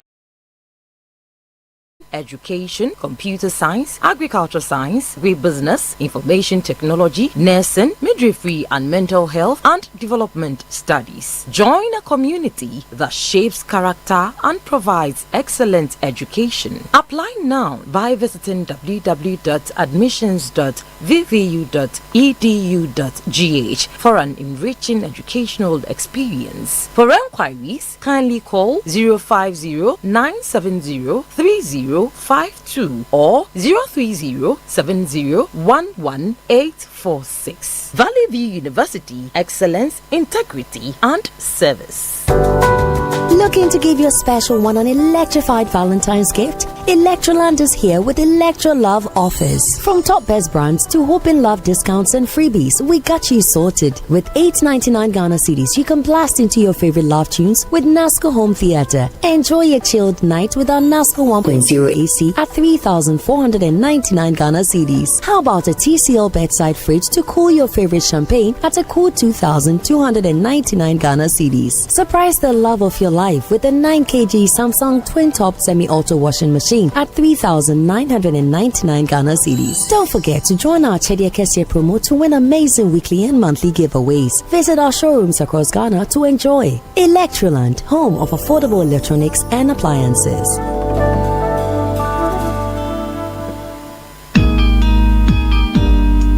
This new year, let your journey be worry-free. Renew or buy a brand new motor insurance policy with Provident Insurance from January to March 2025 and enjoy exciting rewards such as fuel coupons and exclusive Provident souvenirs. Need assistance? Chat with Obaya, our friendly WhatsApp assistant on 024-242-6396. She will sort you out babia, anywhere, anytime, or visit any of our branches, agents, or brokers today. Provident Insurance, your reliable partner for 43 years, keeping you covered every mile of the way. Don't miss out on this special offer. Terms and conditions apply. With Provident, man, you're covered. Provident, man, you're covered. Hey, So what goes into building quality structures? I mean, literally, what goes into it? Wujaf, you don't want to be sitting here somewhere worrying whether or not you did a really good job. It'd be very simple equation. If there's no diamond cement in the mix, massa, forget it. Don't start cry. Menye, diamond cement has been providing builders, block makers, and construction companies that peace of mind for years. Diamond cement is 42.5 R grade cement. Unbeatable quality made right here in Ghana. And because we have your pocket in mind, we provide 32.5 R grade so that everybody getting on. No long talk, Jack. If there's no diamond cement in the mix, don't start. Locate Diamond Cement Ghana Limited nationwide with factories in Aflao, Takrade, and Buipe, or call 0244 313 368 or 0540 111 978 or 0202 021 175. Diamond Cement, still as hard as a diamond. Central University, Ghana's premier private university, invites applications for admissions for the 2024-2025 academic year. Apply now to enjoy our flexible payment terms. We also have exclusive discounts for all alumni, ICGC members, ICGC pastors, and their children. Call us on 0307-020-540 or visit www.central.edu.gh for further details. Central University, raising transformational leaders through faith, integrity, and excellence. This is the Citi Breakfast Show, the city's biggest conversation. Welcoming into the studio, Eugene Buedu, O'Reilly Senior High School 2006 year group, Rolson Ofori Barry 2013 year group, Reverend Stanley Todison. Yo, you've been disturbing my life for a very long time. But I mean, good morning and welcome to 97.3 Citi FM. Good to have you all. Good morning. Can you confirm that your school, mine inclusive, is 100 years old?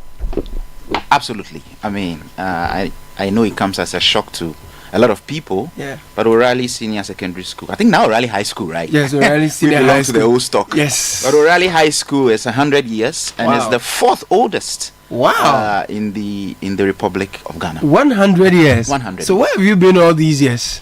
Well, we've been there. We don't hear about you. We don't hear much about O'Reilly. Indeed. I think that so to contextualize the issue a little bit, yeah. O'Reilly was set up by a priest. Yes. And the founding idea was to provide a school to train bright kids coming from poor and broken backgrounds. Right. And he started mobilizing communities that were that had infrastructure issues, that had parental issues and so on, and giving them education. And his efforts were successful.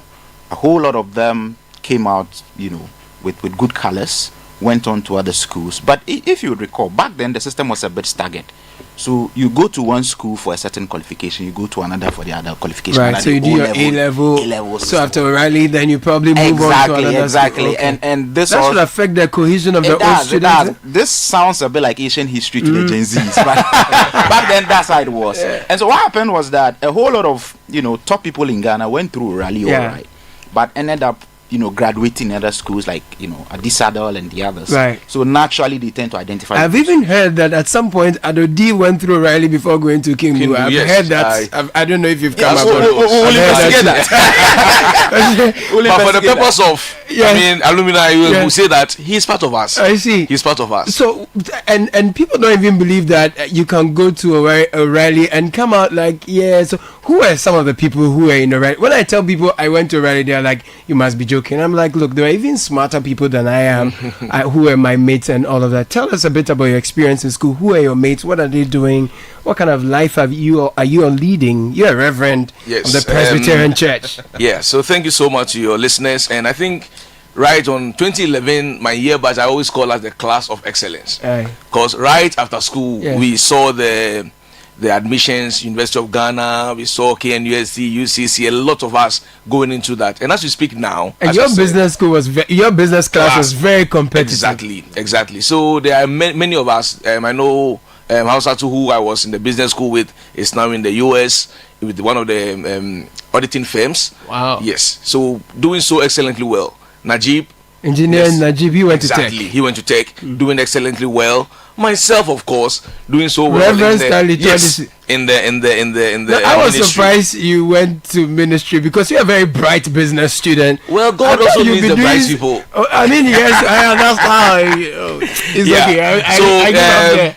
Yeah, I think that we need to appreciate the kind of products that have come out of the system. Right. And I will say that we went through the mill to be groomed to be responsible people in society. I doubt anybody will go through the system from 2007 to 2011 and come out not being responsible. I doubt it. And even when it comes to football, our sportsmen and sportswomen are doing excellently well. Yeah, O'Reilly was a sports coach. Exactly. There was a guy called Gapo, right? He's now in, I think, Australia also. Yeah. And then if you watch the Interplus advert those days, the guy who played the drum, he's now a petition expert. Wow. Yes, he's traveling the world. Yes, that's his name. He won several awards. Exactly. Yeah. And you know, sometimes people talk about the products as if maybe it's just, you know, recent happenings have not helped the image of the school. Yeah. But I think that we also need to appreciate that there are people, the NUCS, former NUCS president, Prosper Diche, right? is a product of O'Reilly Senior High School. I see. Let me come to Wilson. I've not heard much of it. You graduated in 2013. That must be when I left. Exactly. So you were at the new site. That's a good one. Tell us your experience schooling in the new site. Is that where you started completely? No. So you started from Adabraka, yes, and then went to Okwegono. Exactly. How was the experience like, or how is it still like? All right. So in 2009, that was when I was admitted. Right. Yeah, I had an admission to O'Reilly Senior High at Adabraka. Yeah. So in 2013, so I was part of the year that went 4 years. 3 years. Oh, you did 4. I did 4 years. Okay. So 2013, that was when we moved to Okwegono. Yeah. Yeah. So we were the first batch to complete at Okwegono. How was the transition like? How was the experience? Yes, those times. So unfortunately, it was the transition happened when we were about writing the final exam. Oh my God! Yes, but we still had time, and the teachers and the heads of the school were so patient and so supportive enough to carry us along during that period. Sorry to cut you, but one thing I enjoyed in O'Reilly was we had very good teachers, very seasoned teachers who paid attention to us. So when the issue of O'Reilly Kaput came up in 2010, when a lot of them left the school, they went to the Presex, the Achimotes, all these other schools. But the problem has always been the infrastructure, the motivation, and all of that. So you are not attracting top talent, you are not retaining top talent, even though you had good material. And it looks like that situation still persists. It is systemic. My goodness. And it's so we have what? I mean, you indicated we have some 500 schools or so in Ghana, secondary schools. Yeah.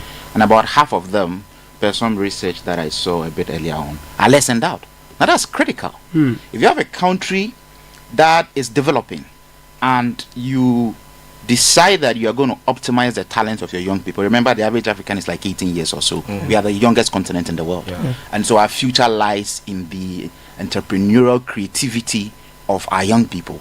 Now you have secondary school is pivotal, right? Everybody gets sort of made or made or not at the second cycle level. That's where I was made. That's where you were made. You were telling me a few minutes ago. So you have a situation where something like about a half of these schools are less endowed.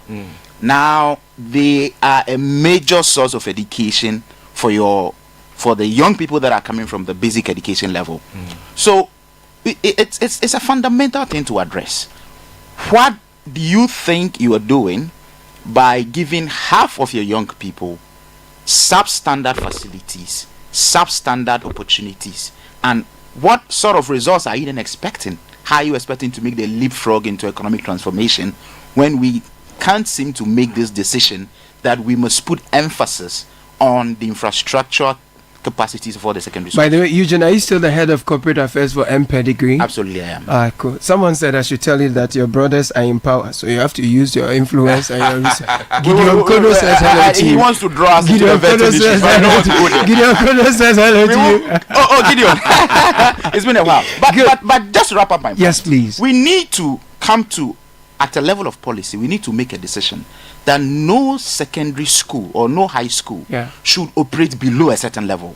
And that has to be a top commitment from government. Because the only way we are going to win the future, the only way we are going to compete against China, against Europe, who are all now lacing their boots for the next phase of the global revolution, is to ensure that our young people are equipped. Stanley, I went to the school over the weekend. There is an 18-unit classroom block. It's uncompleted. There's a 9-unit science block. It's still at the foundation level.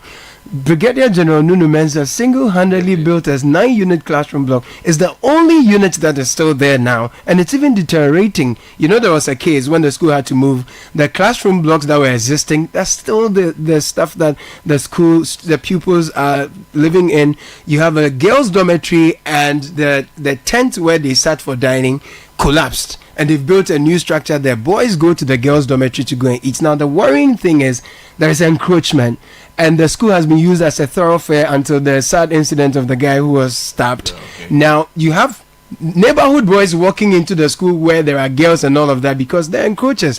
As the authority of the school, you don't know whether they're encroachers or there are some guys who are in there.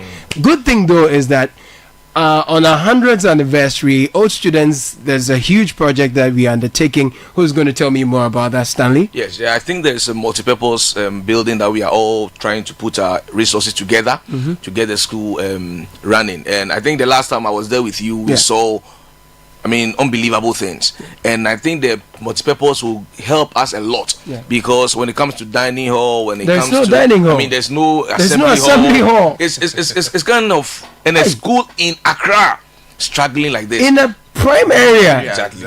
So I think the multi-purpose is very important, but also the classrooms where the students learn also needs an upgrade. There is a lot that old students have been doing. The major one this time to mark our 100, we are starting a 13 million Ghana cedi multi-purpose hall. So if there is a number old students can contribute to, if there is a number they want to call and get in touch for meetings and all of that, Wilson, please share that number with us. Okay.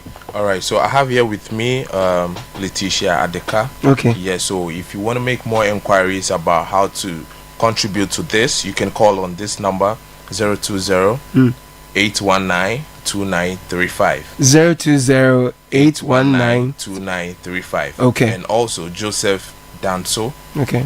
Same on 0249-124577. Fantastic, guys. Thank you for passing through. But what should we expect from O'Reilly? Eugene Boyd, in addition to pedigree. No, you're a big man. Caleb, I won't mind you. In addition to the passionate calls that we are making to individuals, to all students, to come to the school's aid, we are also making a direct call to corporate Ghana. Very important. You see, a lot of cash, let's be honest, a lot of cash in the CSR space gets spent on the entertainment issues. And it's great, entertainment is fine. But I think we are at a stage where we need to equip our young people with the skills and the technology that they need. And what we want to show is that a less endowed school, equipped with the necessary infrastructure and resources, can produce amazing results. Like, Caleb and Eugene and Stanley. Those of us in the studio here. So we are calling on corporate Ghana to partner us on a project to uplift a less endowed school and onto a first grade school in the next 5 years. Thank you. Already, I just central to our 100-year celebration. So we'll be very, very happy. If any corporate social responsibility manager listening, any corporate affairs manager listening, will reach out to these numbers so we can discuss a plan that will impact young people, equip them, and help our country win. Thank you very much. And become a blueprint. Thank you very much. Blueprint for transforming other less endowed schools. Thank you very much, Eugene Boyd, class of 2006, Stanley Tordison, and then Wilson Ofori Barriers. Top of the hour already, but a very busy morning with us here on the Breakfast Show. If you're getting good insight from your data, that's great. Otherwise, data analytics revolution. Join the data analytics revolution and empower your team to work smart, save time, and deliver insights. Phoenix Skills Hub offers hands-on practical training to corporates and individuals in data analytics. Register now on www.phoenixskillshub.com. 0244-782-356 is the number. phoenixskillshub.com is the website to sign up for Phoenix Skills Hub, learn, connect, and grow. And finally, have you always wanted to study abroad with ease? Then this is an opportunity for you to join us at the International Education Fair, where aspiring students like you can interact with representatives from the world's leading universities. You stand to gain admission, free university application, one-on-one counseling, meet with university representatives, tuition discounts and scholarships are available. The venue is Accra City Hotel. Website www.ief.ng to register. IEF 2025 Study Abroad with Ease. It's top of the hour, and Zoe Abubedu joins us in the studio. I'm sorry. Stanley came to the studio. That's why. I'll do with him after this. Hey, your hair is nice. Thank you very much. Good morning. Good morning. Thank you. Coming up in the news, Executive Director of ASEPA calls for a reconstitution of the Appointments Committee.